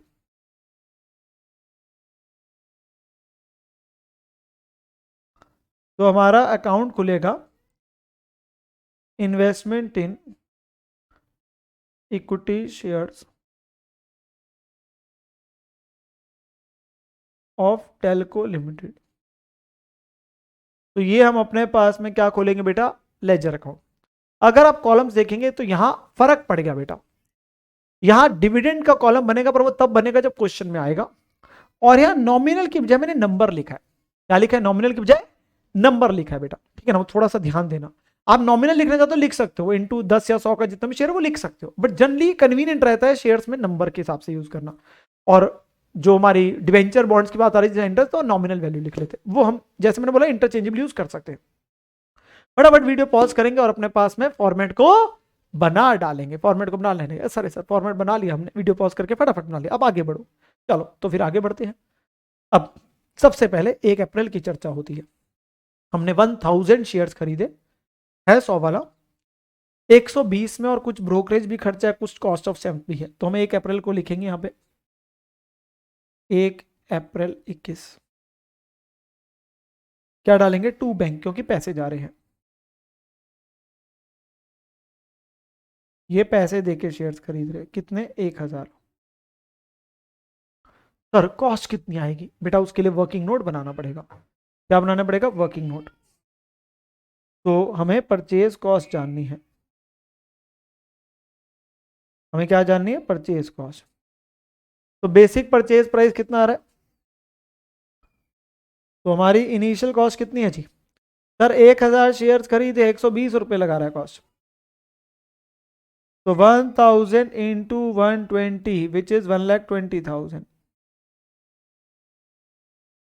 ये तो है ही। क्या ब्रोकरेज भी लगी? यस, ब्रोकरेज क्या हो जाएगी? ऐड हो जाएगी, क्योंकि खरीदने के समय लग रही है। कितनी है जी? सर ब्रोकरेज है 2%। 2% लगेगी बेटा, 1,20,000 का 2%।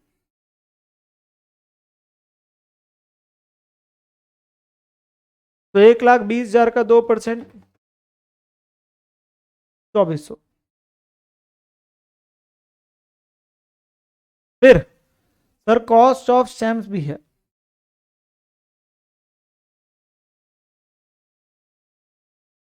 कॉस्ट ऑफ स्टैम्प्स भी करके बोला, वो कितना है? सर 50 पैसे हर 100 रुपए के ऊपर, मतलब फॉर एवरी 100 रुपीज 50 पैसे है। That actually means 0.5%। That actually means 0.5%। तो 1,20,000 टोटल है। ब्रोकरेज पे थोड़ी ना सैम का खर्चा आ जाएगा, तो ब्रोकर को पैसे दे रहे, तो टोटल 1,20,000 है। 50 पैसे हर 100 रुपए के ऊपर है। तो अगर हर 100 रुपए पे 50 पैसे का खर्चा है, तो बताओ 1,20,000 पे कितना हुआ? 1,20,000 पे कितना? तो 0.5% आप बोल सकते हो इसे बेटा। कई बार बच्चा 50% कर देता है, मार पड़ेगी मार। 50% कभी स्टैम्प्स का खर्चा होता है क्या? तो 0.5% है। 50% खुद सोचो कॉस्ट कितनी बढ़ जाएगी, जल्दबाजी में कर देते हम लोग। 0.5 डिवाइड बाई 100, 600 रुपए बैठी कॉस्ट।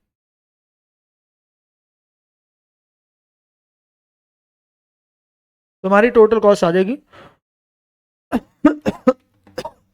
1,23,000। तो ये हमारे पास टोटल कॉस्ट हमारी बन गई 1,23,000, विच इज कॉस्ट जो हमने खरीदने के समय हमारी जेब से पैसे गए, जो हमने 1000 शेयर्स खरीदे हैं 1 अप्रैल को। 1 अप्रैल को तो ये परचेज आ गई। अब हमारे क्वेश्चन में हम आगे बढ़ते हैं। वो कहता है बोनस डिक्लेयर हुआ 31 जनवरी को जाके 1:2 में। 1:2 का मतलब क्या होता है? ये रेशियो जो लिखता है सर, इसका मतलब होता है 1 फॉर एवरी 2। जो पहले लिखा है उतने मिलेंगे, कितने के बदले जो बाद में लिखा है। तो 1 फॉर एवरी 2, 1 फॉर एवरी 2 कई बार लिख देते हैं, या वो ऐसे लिखता है 1:2। तो हमें बोनस आ रहा है 31 जनवरी को, तो 31 जनवरी को हम क्या करेंगे, यहां पे सिंपली प्रेजेंटेशन करनी होती है नंबर ऑफ शेयर्स के कॉलम में।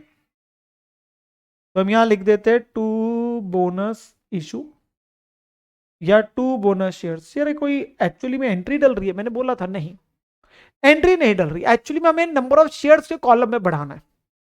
तो अमाउंट में कुछ नहीं आ रहा है, जेब से पैसा नहीं जा रहा, तो there is no entry. However the number of shares increases, तो 1000 पहले से पढ़े थे, हमें कितने मिलेंगे, 1 for every 2 के हिसाब से 500। ये चाहे वर्किंग नीचे वर्किंग नोट में दिखा दो या ब्रैकेट में दिखा दो, बोथ विल वर्क, उसमें कोई दिक्कत नहीं है, ठीक है ना। तो हमने 500 शेयर्स मुफ्त के मिले कंपनी से फ्री ऑफ कॉस्ट, जिसके लिए हमने कोई पैसे नहीं दिए, जिसके लिए हमने कोई पैसे नहीं दिए। फिर अब वो कहता है 31 मार्च को जाके उसने बोनस शेयर्स को बेचा ब्रोकर को, जिसने 2% ब्रोकर बेचा। सर कितने बेचा है तो बताया नहीं। अरे कुछ नहीं बताया, तो जो मार्केट में दाम चल रहा है, मार्केट में कितने का चल रहा है, 90 का चल रहा है, क्योंकि रिकॉर्ड डेट के बाद से, मतलब बोनस के बाद से मार्केट में दाम 90 का चल रहा है, तो हमने 90 में बेचा। या वो लिखता अलग से 95 85 जो भी है, तो मैं वो लेता, नहीं ले रहा तो वो 90 पे ही चल रहा है, पर ब्रोकरेज भी आ रही है, पर क्या आ रही है, ब्रोकरेज भी आ रही है। तो हमें बाय बैंक डालना पड़ेगा 31 मार्च को।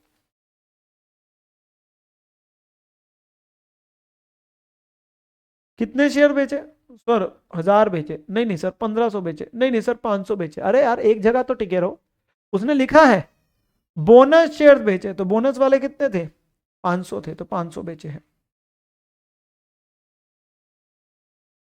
कितने बेचे हैं, 500 बेचे। क्या निकालना पड़ेगा, सर सेल प्रोसीड्स निकालना पड़ेगा। क्या निकालना पड़ेगा, सेल प्रोसीड्स। तो सेकंड वर्किंग नोट आ जाएगा,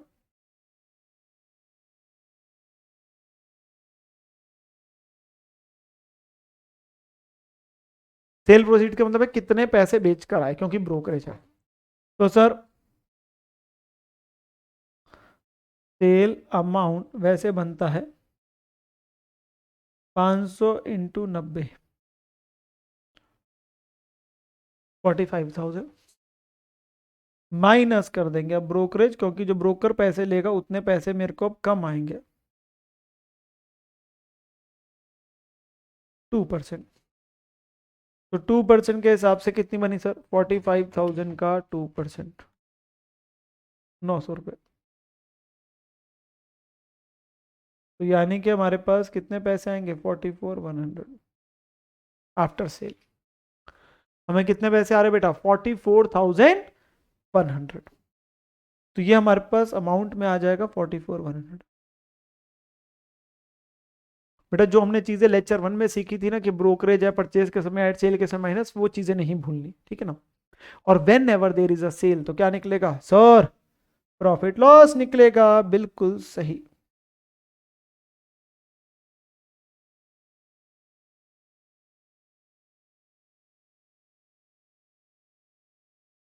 सर सबसे पहले क्या जानेंगे, इन 500 शेयर्स की कॉस्ट कितनी है, तो कॉस्ट ऑफ इन्वेस्टमेंट्स गुड।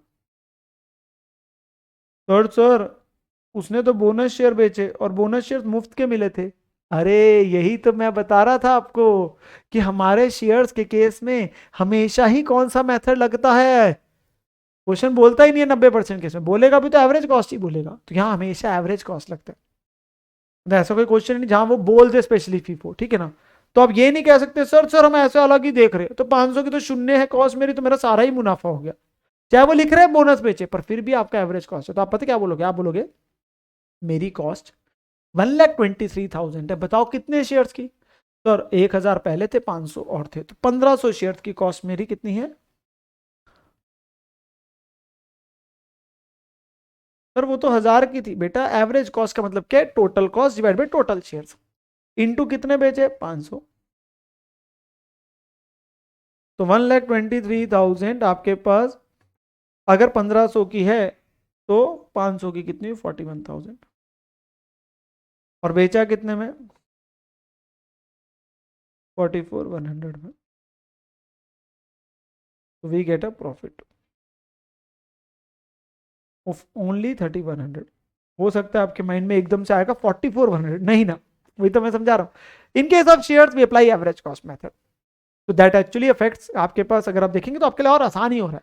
भाई total cost divide by total shares कर देना, इनटू कितने बेचे, तो वो हमारे पास निकल के आ गया, तो वो प्रॉफिट आ गया 3,100 का। तो कहाँ चला जाएगा, पीएल में।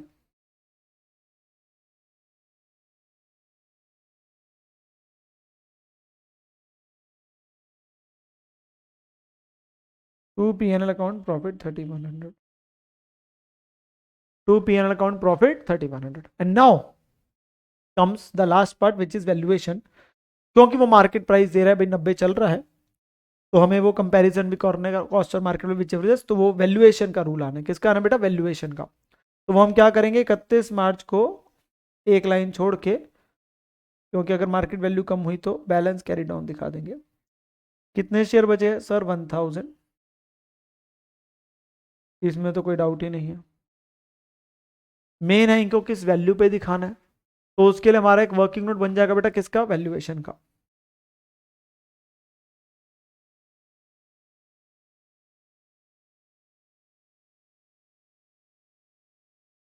तो how many number of shares are there sir? Number of shares is equal to 1000,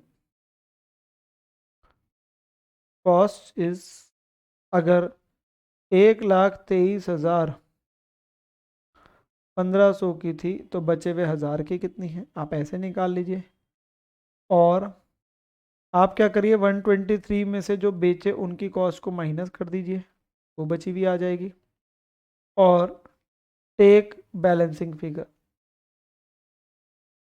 of cost column, आप जो मर्जी कर लो, आप यूनिटरी मेथड लगा दो, आपने जो पहले थी उसमें से जितने बेच दिए उसकी माइनस कर दो, आप बैलेंस फिगर लो, सब में सेम आएगा 82,000। जैसे मर्जी देख लीजिए, do it in any manner. इतने सारे ऑप्शंस तो कहीं नहीं मिलते जीवन में, आपको पता है। हाँ, बहुत सारे ऑप्शंस हैं। और इनकी मार्केट वैल्यू कितनी है, कितने का दाम चल रहा है शेयर का मार्केट में? सर 90 का। तो 1000 इंटू 90, तो 90,000। तो लोअर क्या है sir? Lower is cost,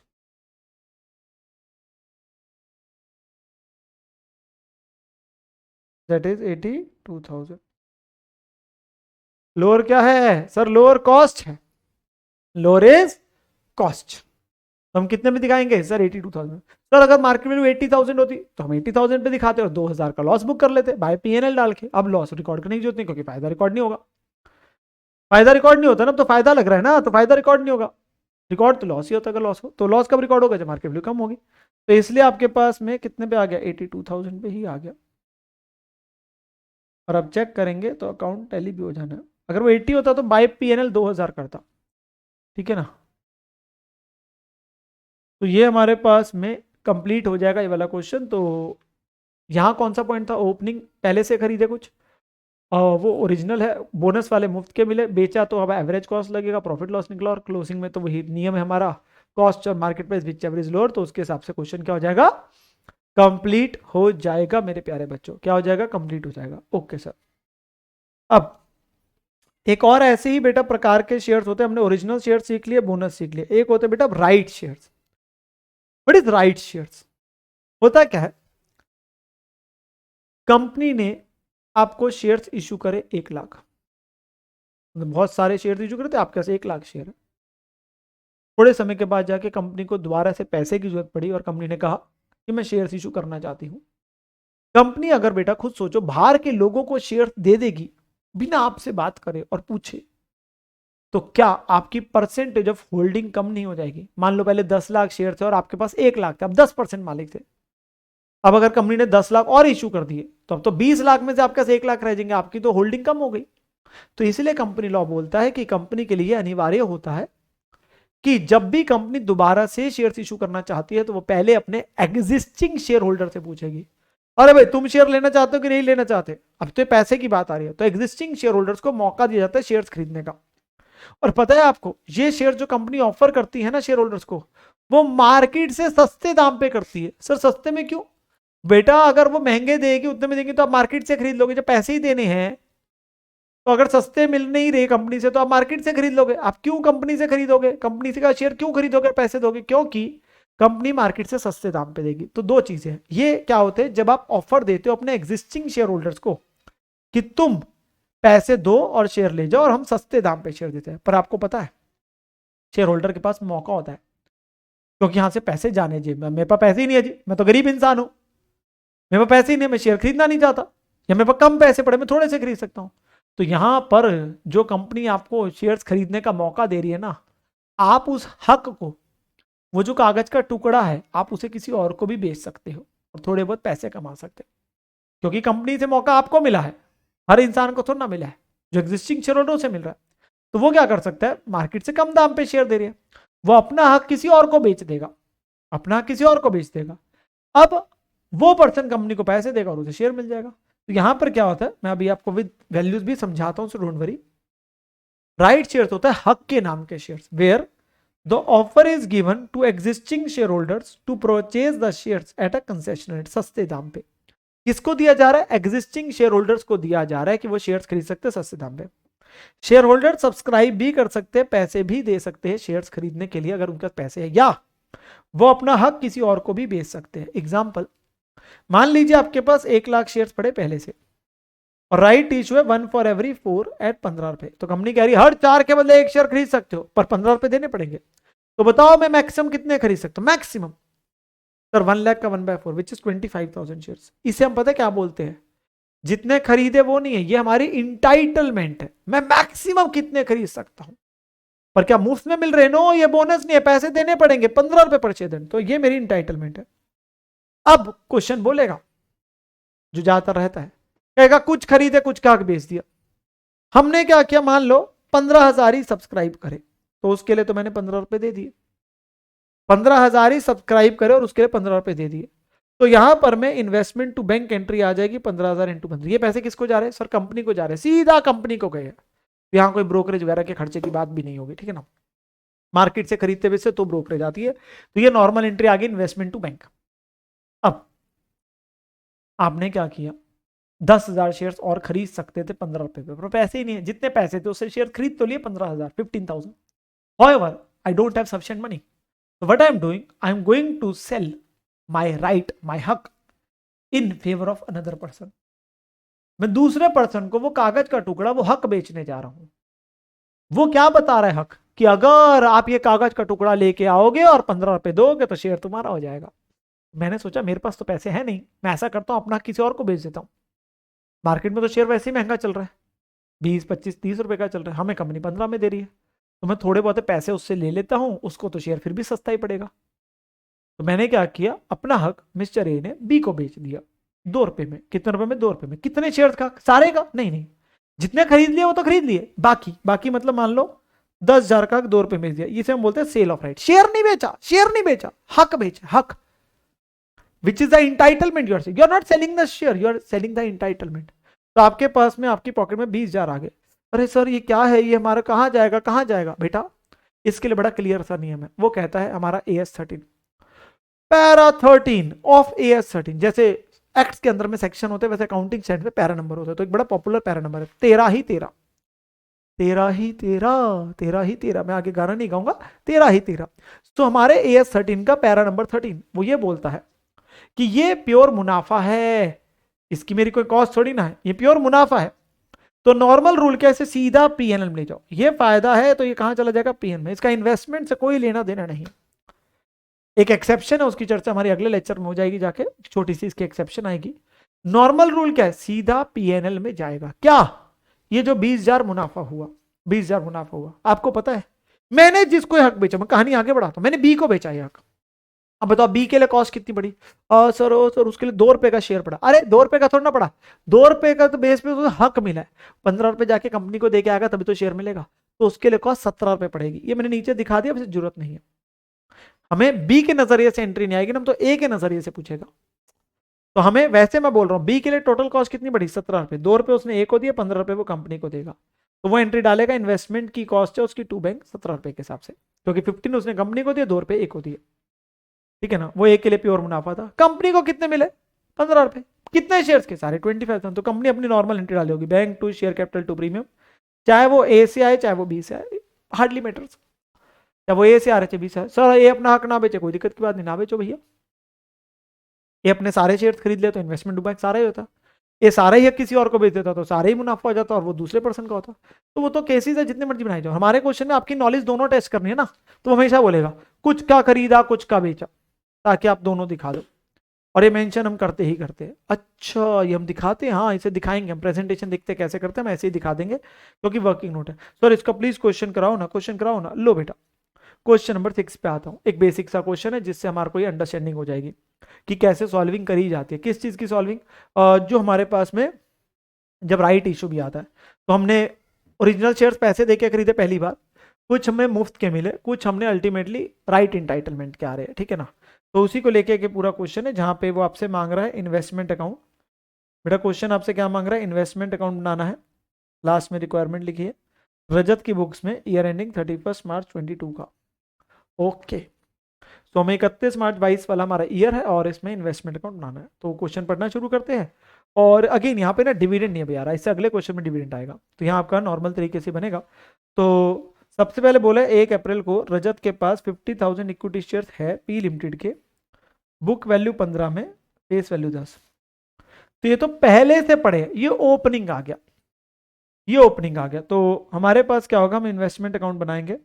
books of Rajat है और investment in equity shares of P limited है। तो question number 6, books of Rajat,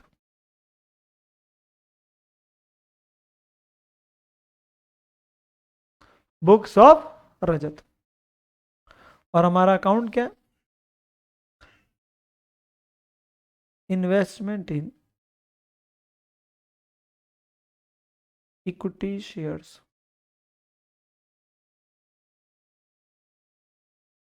of P limited.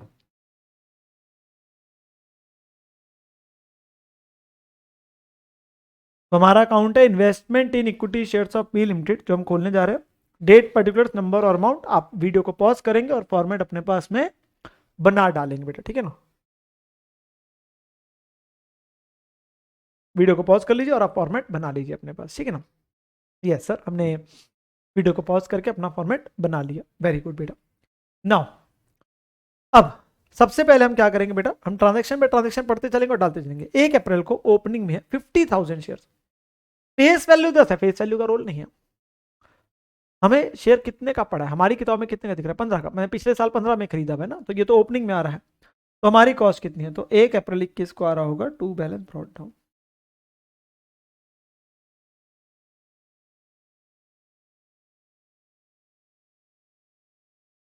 $50,000 और 15 के हिसाब से तो कॉस्ट कितनी होगी, 7,50,000, 7,50,000। तो ये ओपनिंग बैलेंस आ गया, ये क्या आ गया, ओपनिंग बैलेंस आ गया बेटा, ठीक है ना। फिर अगला देखते हैं। अब वो इंफॉर्मेशन दे रहा है 20 जून को जाके उसने और 10,000 शेयर खरीदे पी लिमिटेड के ₹16 पर शेयर में। ओके, ये और खरीदे, हमने मार्केट से और शेयर खरीदे थे 20 जून को। 10,000 शेयर है, ₹16 पे खरीदे, 10,000 शेयर थे, ₹16 पे खरीदे 20 जून को। तो 20 जून को नॉर्मल एंट्री,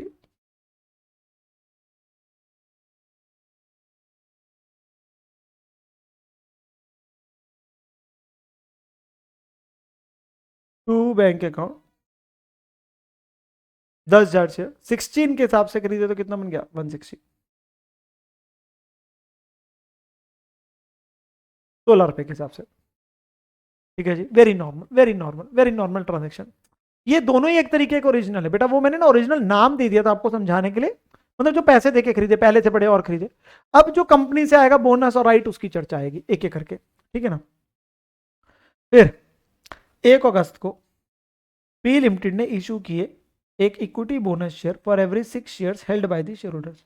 अब कंपनी ने जिसके शेयर हमारे पास है उन्होंने बोनस दिया, मुफ्त के शेयर दिए, 1 फॉर एवरी 6। 1 फॉर एवरी 6 का मतलब हर पर्सन जिसके पास 6 शेयर है उसको 1 शेयर मिलने जा रहा है बेटा। इसके लिए ना एक होल्डिंग डेट देखी जाती है, किस तारीख को, और उस तारीख को बोलते हैं रिकॉर्ड डेट, जिस तारीख के हम लिस्ट पकड़ेंगे। क्वेश्चन अलग से रिकॉर्ड डेट नहीं लिखता, तो ऑब्वियसली जिस तारीख को दे रहे वही रिकॉर्ड डेट है। तो मुझे बताओ 1 अगस्त को हमारे पास कितने शेयर है। सर 1 अगस्त को क्योंकि कंपनी देने जा रही है तो हमारे पास है 50 पहले से पड़े थे, 10 और खरीदे, तो मेरे पास तो 60,000 है मेरे पास, मतलब रजत के पास में। तो जब कंपनी देगी बेटा 1 अगस्त को बोनस इशू में लिखूंगा तो क्या लिखूंगा सर, हमारे पास में 60,000 शेयर है, उस तारीख को 60,000 है। इससे वैसे कुछ दिन पहले रिकॉर्ड डेट होती है, मतलब मान लो 25 जुलाई होगी, 20 जुलाई होगी, उस तारीख की होल्डिंग नहीं बोल रहा, तो वो 1 अगस्त ही है। तो 60,000 शेयर है, और कितने के बदले कितने, 1/6, हर 6 के बदले 1। हमें कितने शेयर मिले मुफ्त के, 10,000। पैसे जेब से कुछ भी नहीं जा रहे, नो मनी गोइंग आउट, तो कॉस्ट में कुछ भी नहीं। क्या कोई एंट्री डालते हो, नहीं, ये सिर्फ दिखाने के लिए, ताकि शेयर्स के कॉलम में बढ़ जाए। किताबों में तो एंट्री अमाउंट से डलती है जी, नंबर का कॉलम तो सिर्फ प्रेजेंटेशन के लिए, कंट्रोल रखने के लिए कितने शेयर पड़े हैं, तो उसलिए हम दिखाने के लिए हर डालते हैं। अब 2 बोनस इशू लिखो या 2 बोनस शेयर लिखो, मैं बार बार बोल चुका हूं, जैसे मर्जी दिखा सकते हैं, ठीक है। अब हमारे पास आती है जो हमने पॉइंट सीखा था, राइट इशू। तो कहता है 31 अक्टूबर को जाके कंपनी के डायरेक्टर्स ने अनाउंस किया एक राइट इशू, जो इंटाइटल करता है होल्डर्स को कि वो खरीद सकते हैं 3 share for every 7 share. Her 7 share के बदले, हर 7 शेयर्स के बदले बेटा 3 शेयर खरीदे जा सकते हैं, जो कंपनी मौका दे रही है। और कितने रुपए लेगी कंपनी, 15। मुफ्त के नहीं है, पैसे दे के जी। शेयर होल्डर्स अपने हक को बेच सकते हैं, किसी को पूरा या आधा अधूरा, वो अपना हक किसी और को दे सकते हैं। जो रजत है उसने 1/3 इंटाइटलमेंट बेची है उमंग को, 2 रुपए के हिसाब से, और बाकी सब्सक्राइब करे 5 नवंबर को। तो उसने कुछ खरीदे कुछ बेचे, तभी तो मैंने आपको सिखाया था। हम एंट्री जो खरीदे है उसकी डालेंगे, जो बेचे वो तो सीधा हमारा प्योर प्रॉफिट हो जाएगा, वो हक बेच रहा है, शेयर नहीं बेच रहा, ठीक है। तो हमें क्या करना है, राइट इंटाइटलमेंट, हम वर्किंग नोट दिखाते हैं नीचे कुछ, तो मैं वर्किंग नोट आपके समक्ष दिखा देता हूँ कि कैसे बनता होता है। तो राइट इंटाइटलमेंट सबसे पहले हम लोग देखते हैं। मुझे बताओ मैं मैक्सिमम कितने शेयर्स खरीद सकता हूं सर, कि मैं 3 फॉर एवरी 7। अब बताओ ये कब हो रही है, 31 अक्टूबर को। तो मुझे बताओ 31 अक्टूबर को हमारी होल्डिंग कितनी है सर, 50 पहले थे, 10 और खरीदे, 10 बोनस भी तो है ना, जो 1 अगस्त को मिले थे। तो 31 अक्टूबर को तो आपके पास 70,000 शेयर है ना, और कंपनी स्कीम लेके आ रही है 3 फॉर एवरी 7। तो दैट मीन्स 30,000 शेयर आप खरीद सकते हैं, खरीद सकते हो। You can by maximum of 30,000 share at the rate of 15। However, you're not buying all these shares। आपने कुछ सब्सक्राइब करे हैं,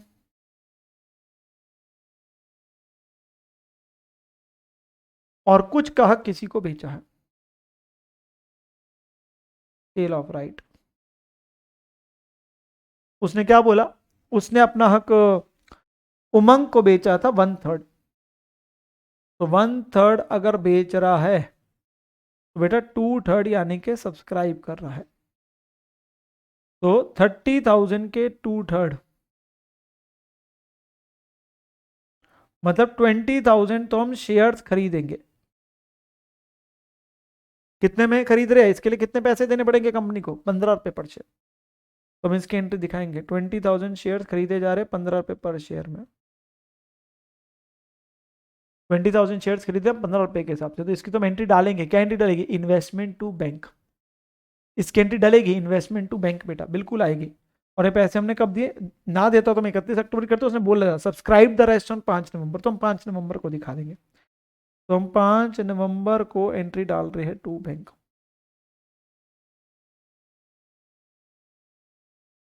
20,000 share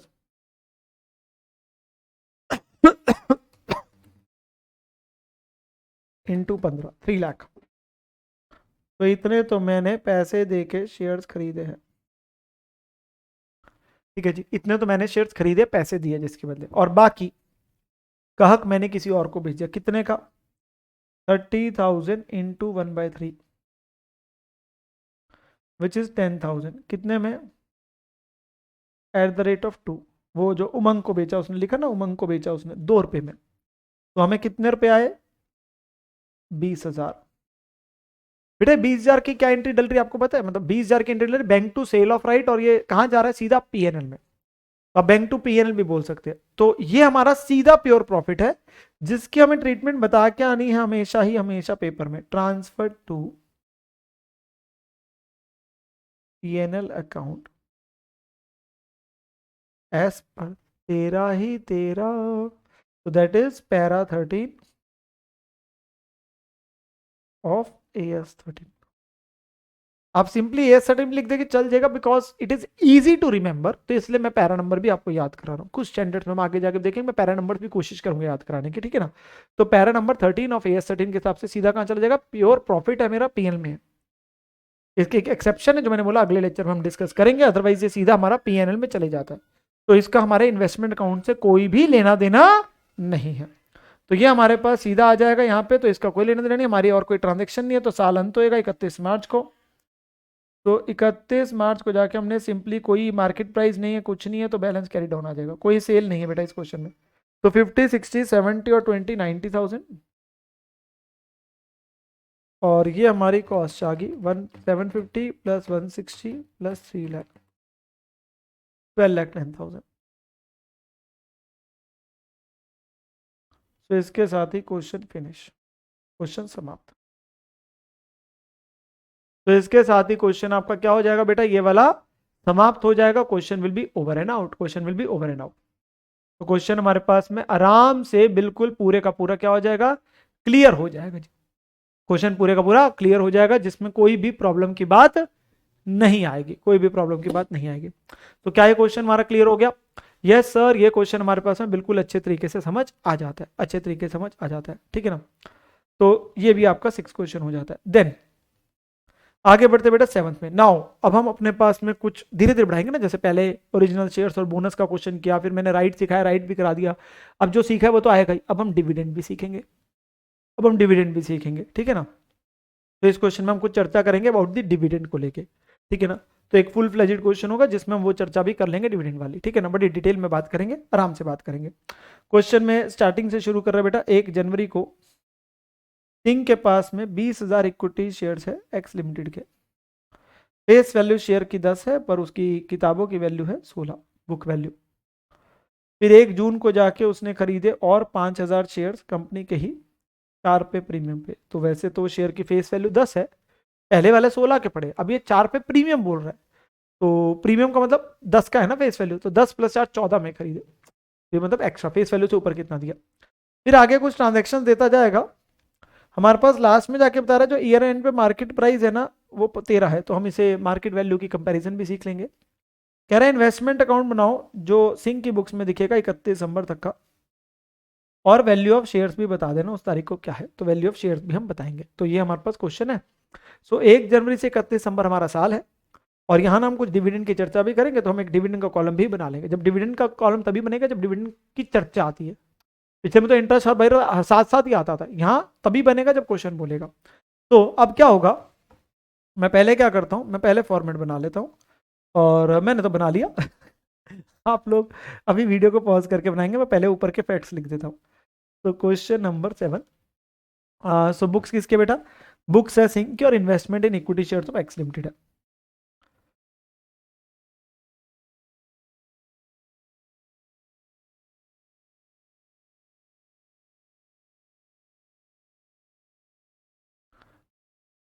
investment in equity shares of X limited account. अब यहां देखेंगे एक एक्स्ट्रा कॉलम आ रहा है, जैसे पहले में इंटरेस्ट हुआ करता था, या इंटरेस्ट की जगह आ रहा है डिविडेंड। अमाउंट की जगह you can write the word cost, that is not a problem at all, वो कोई बड़ी प्रॉब्लम नहीं है। बट यहाँ पे एक एक्स्ट्रा कॉलम है, तो फटाफट से वीडियो को पॉज करिए और फॉर्मेट बना लीजिए, फॉर्मेट बना लीजिए, ठीक है ना। यस सर, हमने फॉर्मेट बना लिया, हमने फॉर्मेट बना लिया।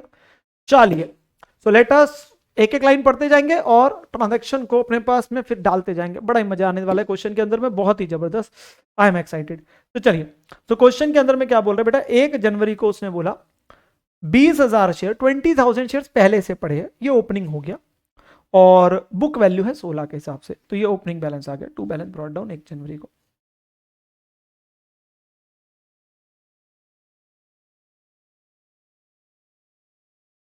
$20,000 शेयर्स जो उसने बोले, और 16 रुपए के हिसाब से है T20।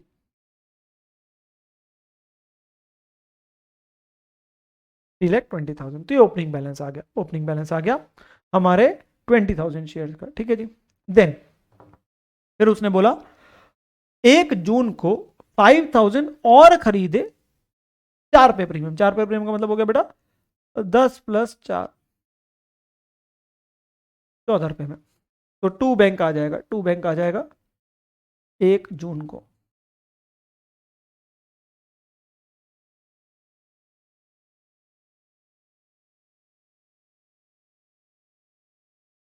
which is 5000 at 14।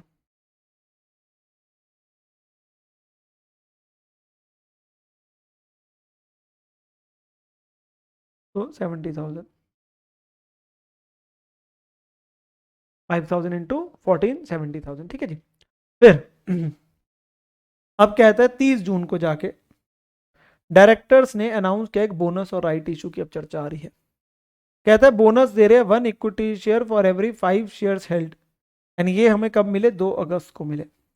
और फिर राइट इशू की बात आएगी। तो पहले बोनस की बात करते हैं। बोनस के लिए मुझे बताओ 1 फॉर एवरी 5 है और 2 अगस्त को आ रही है बात, तो 2 अगस्त को हम दिखा देंगे। वैसे तो कोई एंट्री डलती नहीं पर प्रेजेंटेशन वाइज आ जाती है। 2 बोनस इशू है, 2 bonus shares.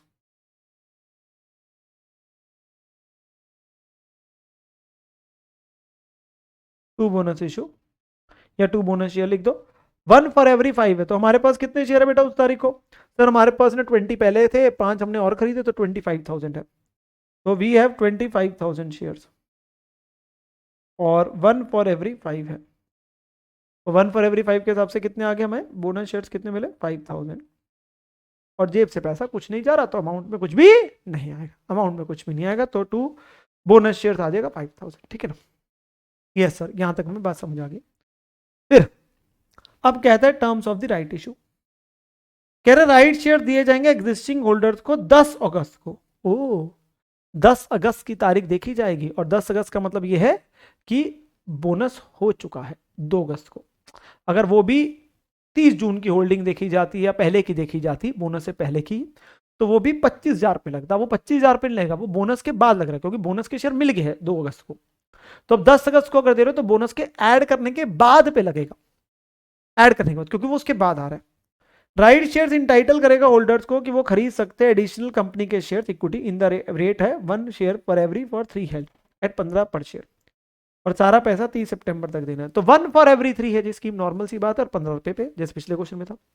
Existing share holders जो है वो may to the extent of their retirement, उनके पास हक है किस चीज का, आइदर होली और इन पार्ट वो ट्रांसफर कर सकते हैं अपने राइट्स को। तो उनके पास इस चीज की हम मौका दे रहे हैं कि वो अपना हक चाहे किसी को बेचना चाहते पूरे का पूरा आधा वो कर सकते हैं। वो हमेशा क्वेश्चन आपको बोलेंगे बाद।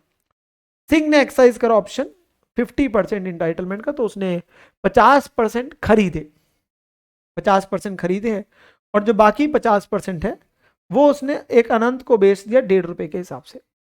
तो ये चारों पॉइंट्स किसको लेके है, राइट इशू को लेके है। तो यहां तक तो हमारे पिछले क्वेश्चन में भी था ही, ये वही बात हो रही है, इसमें कोई हेर फेर नहीं है, कोई फर्क नहीं है, बिल्कुल सेम बात है, बिल्कुल सेम बात है। तो हमें राइट इंटाइटलमेंट की चर्चा करनी पड़ेगी। यस सर, हमें राइट इंटाइटलमेंट की चर्चा करनी पड़ेगी। तो मैं आपके पास में राइट इंटाइटलमेंट की चर्चा कर लेता हूं। तो ये वर्किंग नोट हम दिखा देते हैं। 1 राइट इंटाइटलमेंट।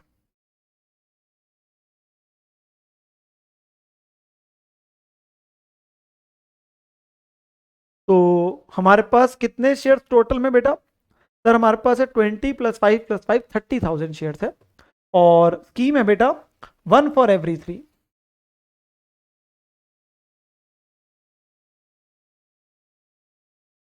तो हम मैक्सिमम कितने शेयर खरीद सकते हैं सर? 10,000। हम मैक्सिमम कितने खरीद सकते हैं? खरीदे नहीं, खरीद सकते हैं, इतने मेरे पास हक है, इतनी मेरी इंटाइटलमेंट निकल के आ रही है कि मैं इतने शेयर्स खरीद सकता हूं। वो अलग बात है इसमें से खरीदे कुछ है और कुछ कहा किसी और को बेच दिया। तो सब्सक्राइब और बाकी का हक हमने किसी और को बेच दिया, तो सेल ऑफ राइट। तो हम यहां पे क्या कर रहे हैं बेटा? हमने कुछ खरीदे हैं, कुछ हमने बेचे हैं। तो कितने बेचे कितने खरीदे? सर 50% है, आसान काम हो गया जी। 50% मतलब आधा आधा हो गया। 50% मतलब आधा आधा हो गया। तो यानी कि हमने 5,000 शेयर खरीदे, 10,000 का 50%, कितने में मिल रहा है जी शेयर? कंपनी शेयर कितने में दे रही है सर? 15 रुपए में लिखा है, पॉइंट नंबर बी में 15 रुपए देने हैं। ये तो इन्वेस्टमेंट टू बैंक हो जाएगा, अभी डाल देंगे। और बाकी का 5,000 अनंत को बेच दिया हक। कितने रुपए में सर? वो हक बेचा 1.5 रुपया में, तो 1.5 रुपए के हिसाब से कितने रुपए आए? 7500।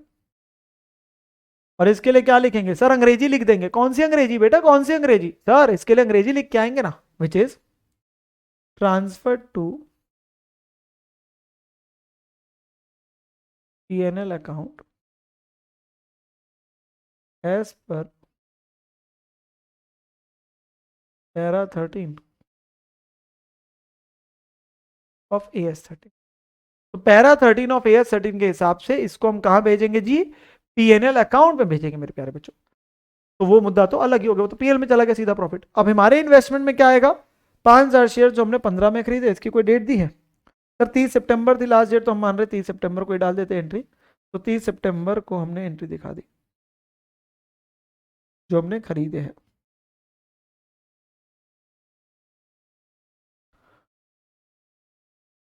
₹5,000 शेयर कितने में जी? 15 रुपए में, दैट मीन 75,000। क्या यहां तक जो हमने किया इसमें कुछ आपको नया सीखने को मिला? नहीं नहीं सर, ये तो पिछले क्वेश्चन में भी था, 6 क्वेश्चन में भी यहां तक तो किया ही था। 6 क्वेश्चन में भी यहां तक तो किया था, यहां नया क्या है? नया कुछ नहीं है। अब नहीं आएगा जिसके लिए क्वेश्चन कर रहे हैं। अब उसने क्या बोला? डिविडेंड। अब उसने बोला कुछ बात करने जा रहे हैं डिविडेंड की। वो कहता है dividend for the year ended 31 March 21 at the rate of 15% were declared by the company and Singh को मिल रहा है 20 अक्टूबर को। ओ माय गॉड, सब कुछ डिविडेंड की इनकम की बात आ रही है। डिविडेंड कौन डिक्लेयर करता है बेटा? कंपनी डिक्लेयर करती है। तो अब मेरी बात को जरा ध्यान से सुनते जाना, समझते जाना बेटा। जो डिविडेंड होता है इसको लेके मैं आपके साथ वर्किंग पूरी क्लियर करने जा रहा हूं। तो मैं यहां पे वर्किंग नोट नंबर 2 दिखा देता हूं, जिसको दिखाने के लिए अब मैं आप लोगों के साथ में कुछ टाइमलाइन की बात करता हूं to make you understand in a very very detailed manner. तो होने क्या जा रहा है हमारे पास में, कुछ समय जो है वो थोड़ा सा डिफरेंट सी बात आ रही है। हमारे पास एक कंपनी का ईयर है, क्योंकि कंपनी का ईयर है 2021, 1 अप्रैल 20 को चालू हुआ, और कंपनी 31 मार्च 21 को अपना ईयर खत्म कर रही है। ये कंपनी का अकाउंटिंग ईयर है, फाइनेंशियल ईयर 2021। अब आते हैं हमारे सिंह साहब जो इन्वेस्टर है। ये जो हमारे सिंह साहब इन्वेस्टर है बेटा, इनके पास 1 जनवरी को ओपनिंग में कुछ शेयर्स थे 20,000। इनके पास 1 जनवरी को ओपनिंग में कुछ शेयर्स है 20,000, जो हमने एंट्रीज में दिखाया था अभी। फिर 1 जून को 5,000 इन्होंने खरीदे थे।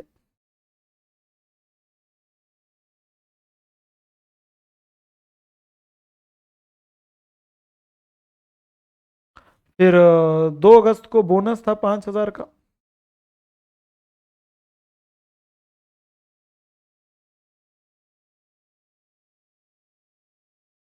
और फिर 30 सितंबर को राइट था जो हमने खरीदे हैं, कितने? 5,000,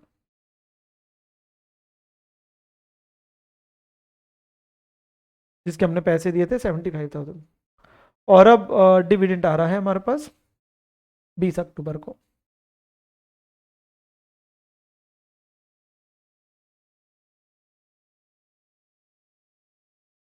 ये मैंने आपके लिए टाइमलाइन बना दी। अब मेरी चर्चा थोड़ी सी आप लोगों के साथ में शुरू होती है। सबसे पहले हम बात करते हैं डिविडेंड होता क्या है। बेटा डिविडेंड होता है distribution of profits by the company to its shareholders. Company मुनाफा कमाती है, तो वो अपने शेयर होल्डर्स को वो कहते हैं हम अपने मुनाफे को बांटने जा रहे हैं, डिस्ट्रीब्यूशन ऑफ प्रॉफिट्स। तो ऑब्वियस सी बात है तभी होगा जब प्रॉफिट्स होंगे। तो इट इज एप्रोप्रिएशन का आइटम है डिविडेंड देना, ठीक है ना। डिविडेंड जो होता है वो 2 प्रकार का होता है। डिविडेंड जो होता है वो 2 प्रकार का होता है। एक होता है बेटा इंटरिम डिविडेंड, और एक होता है फाइनल डिविडेंड। सर दोनों का मतलब? बेटा इंटरिम डिविडेंड होता है जो कंपनी जिस साल में काम कर रही है, जिस साल में काम कर रही है, अभी साल खत्म नहीं हुआ, उन्हें देखा उन्होंने पहले क्वार्टर में ही हमने प्रॉफिट कमाया, दूसरे क्वार्टर में हमने प्रॉफिट कमाया, तो वो कहते हैं हम अपने शेयर होल्डर्स को वेट नहीं कराना चाहते।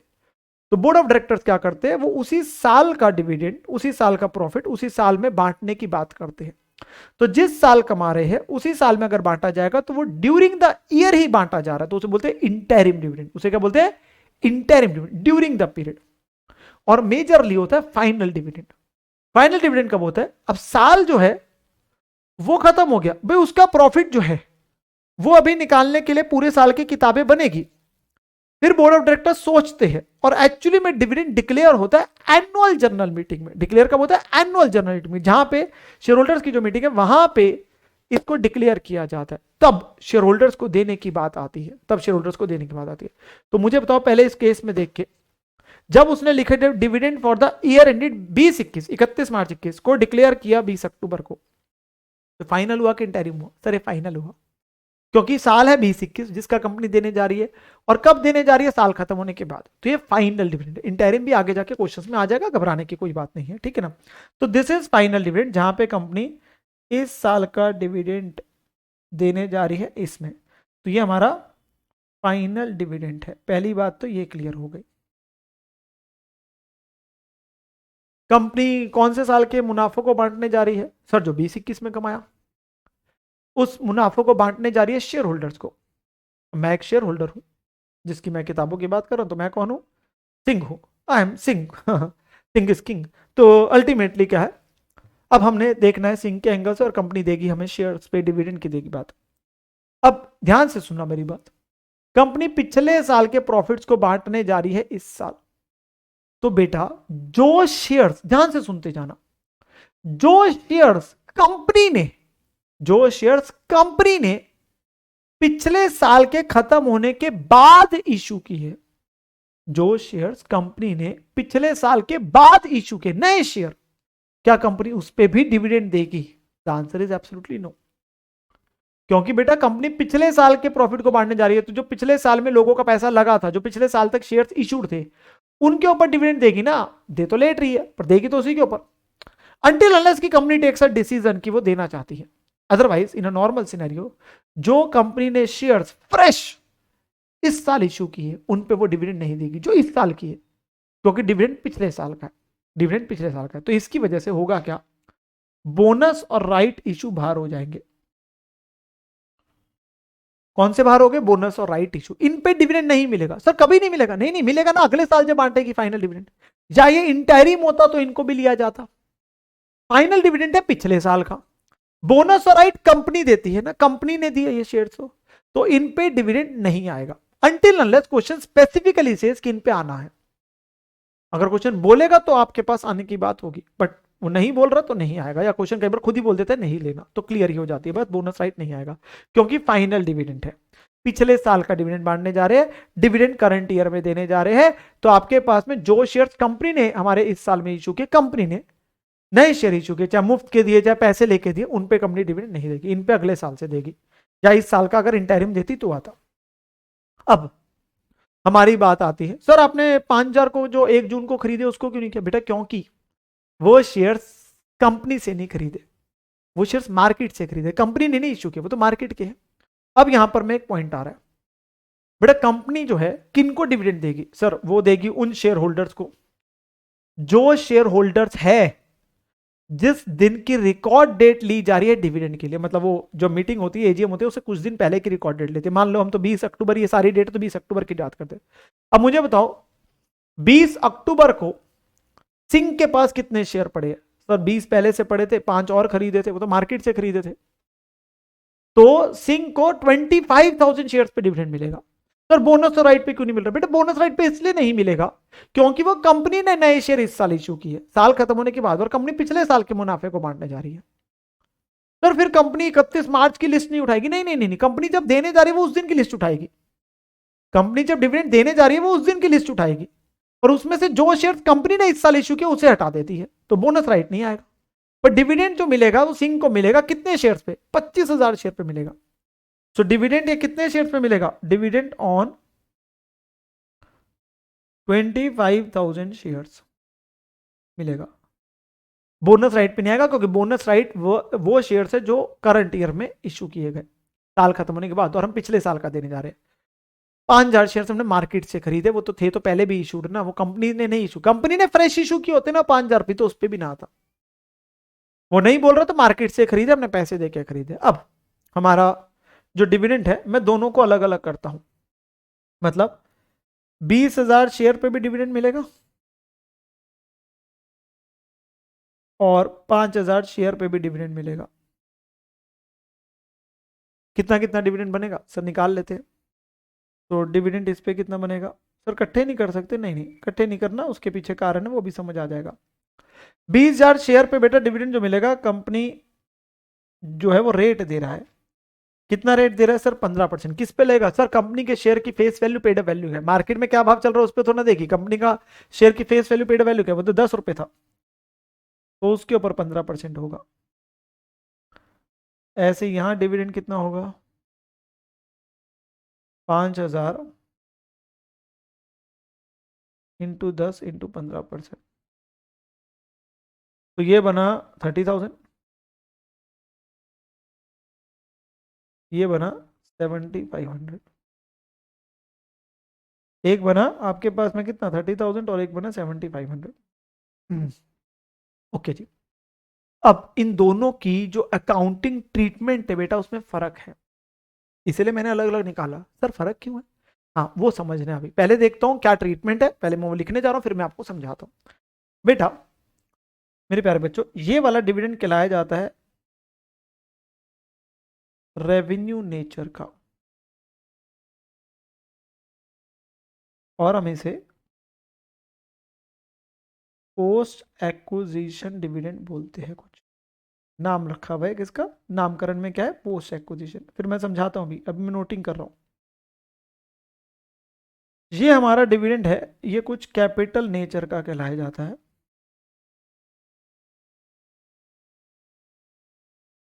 और ये कहलाया जाता है प्री एक्विजिशन डिविडेंड।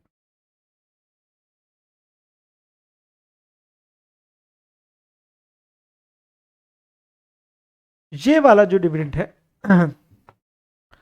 यहां हमारी एंट्री डलती है पहले जब डिविडेंड मिलता है बैंक टू डिविडेंड,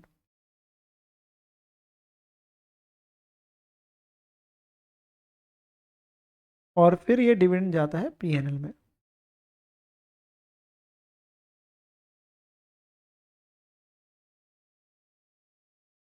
तो ये हमारा ट्रांसफर होता है टू पीएनएल अकाउंट। ये वाला reduced from cost of investment, यहां हम एंट्री डालते हैं बैंक टू इन्वेस्टमेंट। यहां बैंक टू डिविडेंड और फिर डिविडेंड टू इन्वेस्टमेंट भी बोल सकते हैं, बात एक ही है। वो पीएनएल में जाते हैं, इन्वेस्टमेंट से कम करते हैं। वैल्यूज अमाउंट तो मैं इसलिए नहीं लिखा क्योंकि अमाउंट तो मैं ऊपर निकाल ही चुका हूं। अरे आप क्या लिख गए, हमें तो कुछ समझ ही नहीं है, आराम से आराम से। सबसे पहले तो ये समझना था डिविडेंड पिछले साल का था, इसमें तो कोई डाउट नहीं, फाइनल डिविडेंड है, इंटरिम नहीं, इंटरिम आगे जाएगा, इंटरिम तो बहुत ही आसान होता है, ये सारा लफड़ा फाइनल में ही है। इंटरिम में तो कोई दिक्कत नहीं, जिस तारीख को दे रहे उस दिन होल्डिंग देखो, उसके ऊपर रेट लगाओ, सारे का सारा डिविडेंड कॉलम में जाके पीएनएल में चले जाते हैं, वहां का भी दिक्कत नहीं आएगी। सारा लफड़ा किसमें है, फाइनल में है। फाइनल में थोड़ा सा बारीकी में जाते हैं। सबसे पहले हमने उस शेयर्स को काटा जो कंपनी ने शेयर इस साल इशू किए, क्योंकि पिछले साल का प्रॉफिट बांट रही है। अब वो होल्डिंग किस डेट की लेगी, जिस दिन डिविडेंड देने जा रही है। तो उस दिन सिंह के पास कितने शेयर है, 25,000 है। अब अपने दिल पर हाथ रख के बताना, दिल पे हाथ रखना और बताना, जो आपने शेयर्स 5,000 साल खत्म होने के बाद खरीदे, जो ये वाले शेयर थे, क्या इस पे डिविडेंड का हक उस इंसान का नहीं बनता था, मिलने का हक जिससे आपने शेयर्स खरीदे। सोचो सोचो, क्या इस पे 5,000 शेयर पे जो डिविडेंड मिलने का हक था वो उस पर्सन का नहीं था जिससे शेयर खरीदे। हाँ हाँ सर, पिछले साल किसी और के पास होंगे, मैंने तो उससे खरीद लिया 1 जून को जाके, पर आपको क्यों मिल रहा है सर, क्योंकि 20 अक्टूबर को मैं मालिक हूं, कंपनी तो मुझे डिविडेंड दे देगी। हाँ तभी वो कहता है बनता था किसी और का, मिल आपको रहा है, तो उस पर्सन से जिससे आपने खरीदे है ना, उसने आपको शेयर्स महंगे बेचे हैं, उसने आपको शेयर्स महंगे बेचे, क्योंकि उसे पता है कंपनी कल को डिविडेंड देगी तो भाई तुम्हें मिलेगा, कितना देगी पता तो है नहीं, पर वो आपसे पहले ही पैसे ज्यादा ले लेता है। तो इसलिए हमें स्टैंडर्ड क्या बोलता है, इस डिविडेंड को हम एक नाम बोलते हैं pre acquisition dividend. Pre acquisition का मतलब होता है जो डिविडेंड है ना वो आपकी एक्विजिशन से पहले के पीरियड का है, क्योंकि ये शेयर खरीदे 1 जून को और डिविडेंड 2021 का है। अब आप देखो तो 2021 का डिविडेंड है, आपने एक्विजिशन करी 1 जून, तो क्या ये एक एक्विजिशन से पहले के पीरियड का है? खुद सोचो, हमारी 1 जून को एक्विजिशन हो रही है, उससे पहले के पीरियड का डिविडेंड है, तो आपकी एक्विजिशन से पहले के पीरियड का डिविडेंड हुआ तो ये क्या कहला दिया, प्री एक्विजिशन डिविडेंड। आपके एक्विजिशन से पहले के पीरियड आपको क्यों मिल रहा है, क्योंकि 20 अक्टूबर को आप मालिक हो। बनता किसका था, जिसके पास शेयर थे। मिल हमें इसलिए रहा है क्योंकि 20 अक्टूबर को मालिक है। इस वजह से हम अपनी कॉस्ट कम करेंगे, हम इसे पीएनएल में नहीं लेके जाते, हम इसे अपनी इन्वेस्टमेंट की ही जो कॉस्ट है उसे कम करते, क्योंकि हमारे शेयर महंगे थे, तो इसलिए हमने 5,000। और जो शेयर्स मेरे पास पिछले साल में मैंने खरीदे थे, जब मर्जी, जो पहले से पड़े, जो शेयर मेरे पास पहले से पड़े हैं उस पर तो नॉर्मल इनकम है मेरी, वो तो पीएल में जाएगी, वो तो नॉर्मल है। जैसे इंटरेस्ट की इनकम पीएल में जाती है, वैसे डिविडेंड की इनकम जो पीएल में जाएगी, तो bank to dividend, dividend to PL, उसमें कोई दिक्कत नहीं है, जो पहले से 20,000 शेयर पड़े।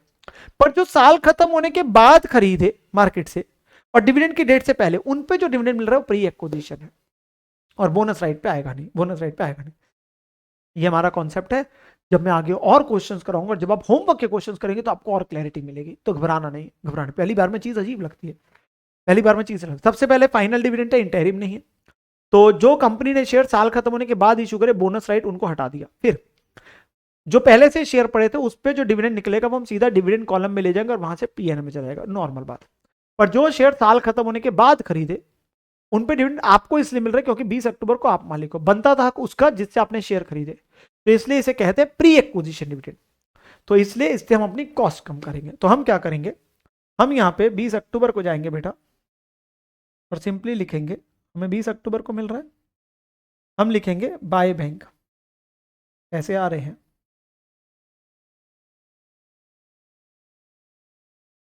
अब डिविडेंड कॉलम में हम कितना चढ़ाएंगे, जो पोस्ट एक्विजिशन का, विच इज 30,000।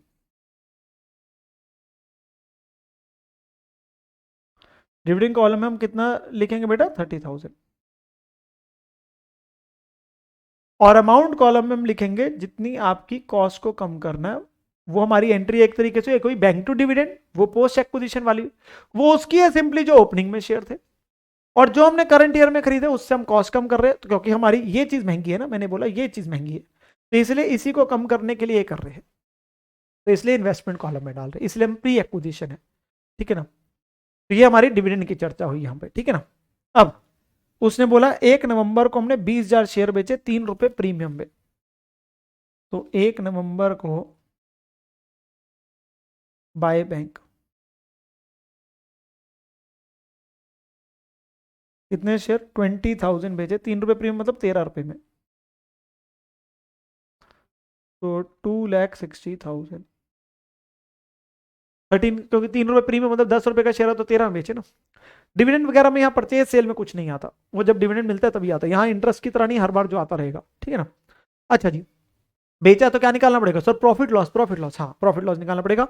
ये वर्किंग नोट बनता बेटा, इसे मैं वर्किंग नोट 2 दे दिया, मैं वर्किंग नोट 3 यहाँ दिखा देता हूँ आपके लिए। तो हमारा प्रॉफिट लॉस निकलेगा,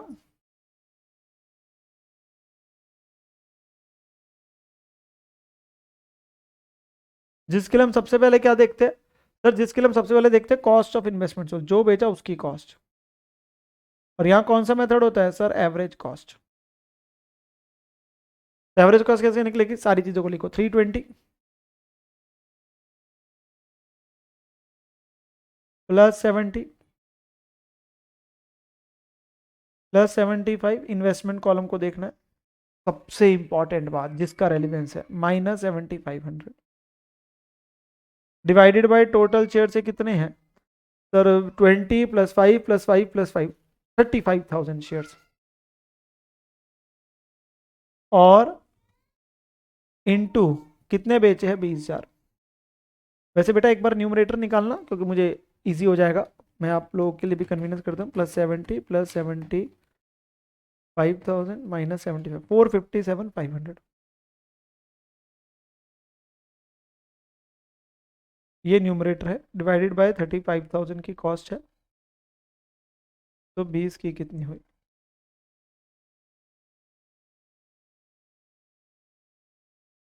261,429।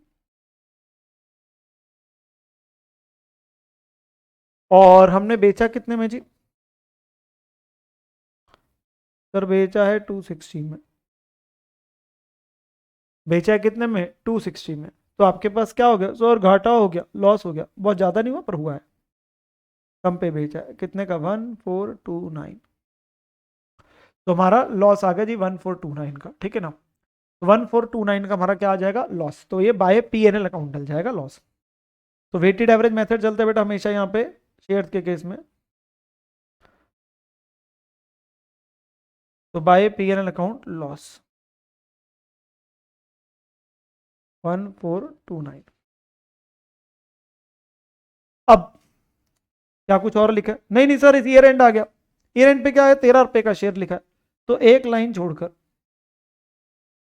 एक लाइन छोड़कर, क्योंकि मार्केट वैल्यू दे रहा है तो लॉस आ सकता है। By balance carry down. कितने शेयर बचे सर? 35 थे, 20 पहले थे, 5 और खरीदे, 5 बोनस, 5 राइट के थे, 20,000 बेच दिए, तो 15,000 बचे हैं। तो ये हमारे पास 15,000 आ जाएगा। ये हमारी एक बैलेंसिंग करी, ये कॉलम क्लोज होगा। डिविडेंड के कॉलम की कोई टेंशन नहीं, वो सीधा पीएनएल में चला जाएगा, उसमें कोई लफड़ा ही नहीं है, वो हमारी इनकम है। वो जैसे इंटरेस्ट जाता होता है वैसे ही डिविडेंड चला गया टू पीएनएल अकाउंट ट्रांसफर 30,000, ये पीएनएल में चला गया। अब मुद्दा आया कॉस्ट का। वो डाल नहीं सकता ना सीधा, क्योंकि कॉस्ट के साथ मार्केट वैल्यू भी थी, और अगर मार्केट वैल्यू कम हुई तो लॉस रिकॉर्ड करना पड़ेगा। ओहो, तो निकालना पड़ेगा। हाँ हाँ, निकालना पड़ेगा, कंपैरिजन करना पड़ेगा। अच्छा, कंपैरिजन करना पड़ेगा, हाँ। तो लास्ट वर्किंग नोट बनेगा वैल्यूएशन का। तो वर्किंग नोट 4, वैल्यूएशन। कितने नंबर ऑफ शेयर्स बचे जी?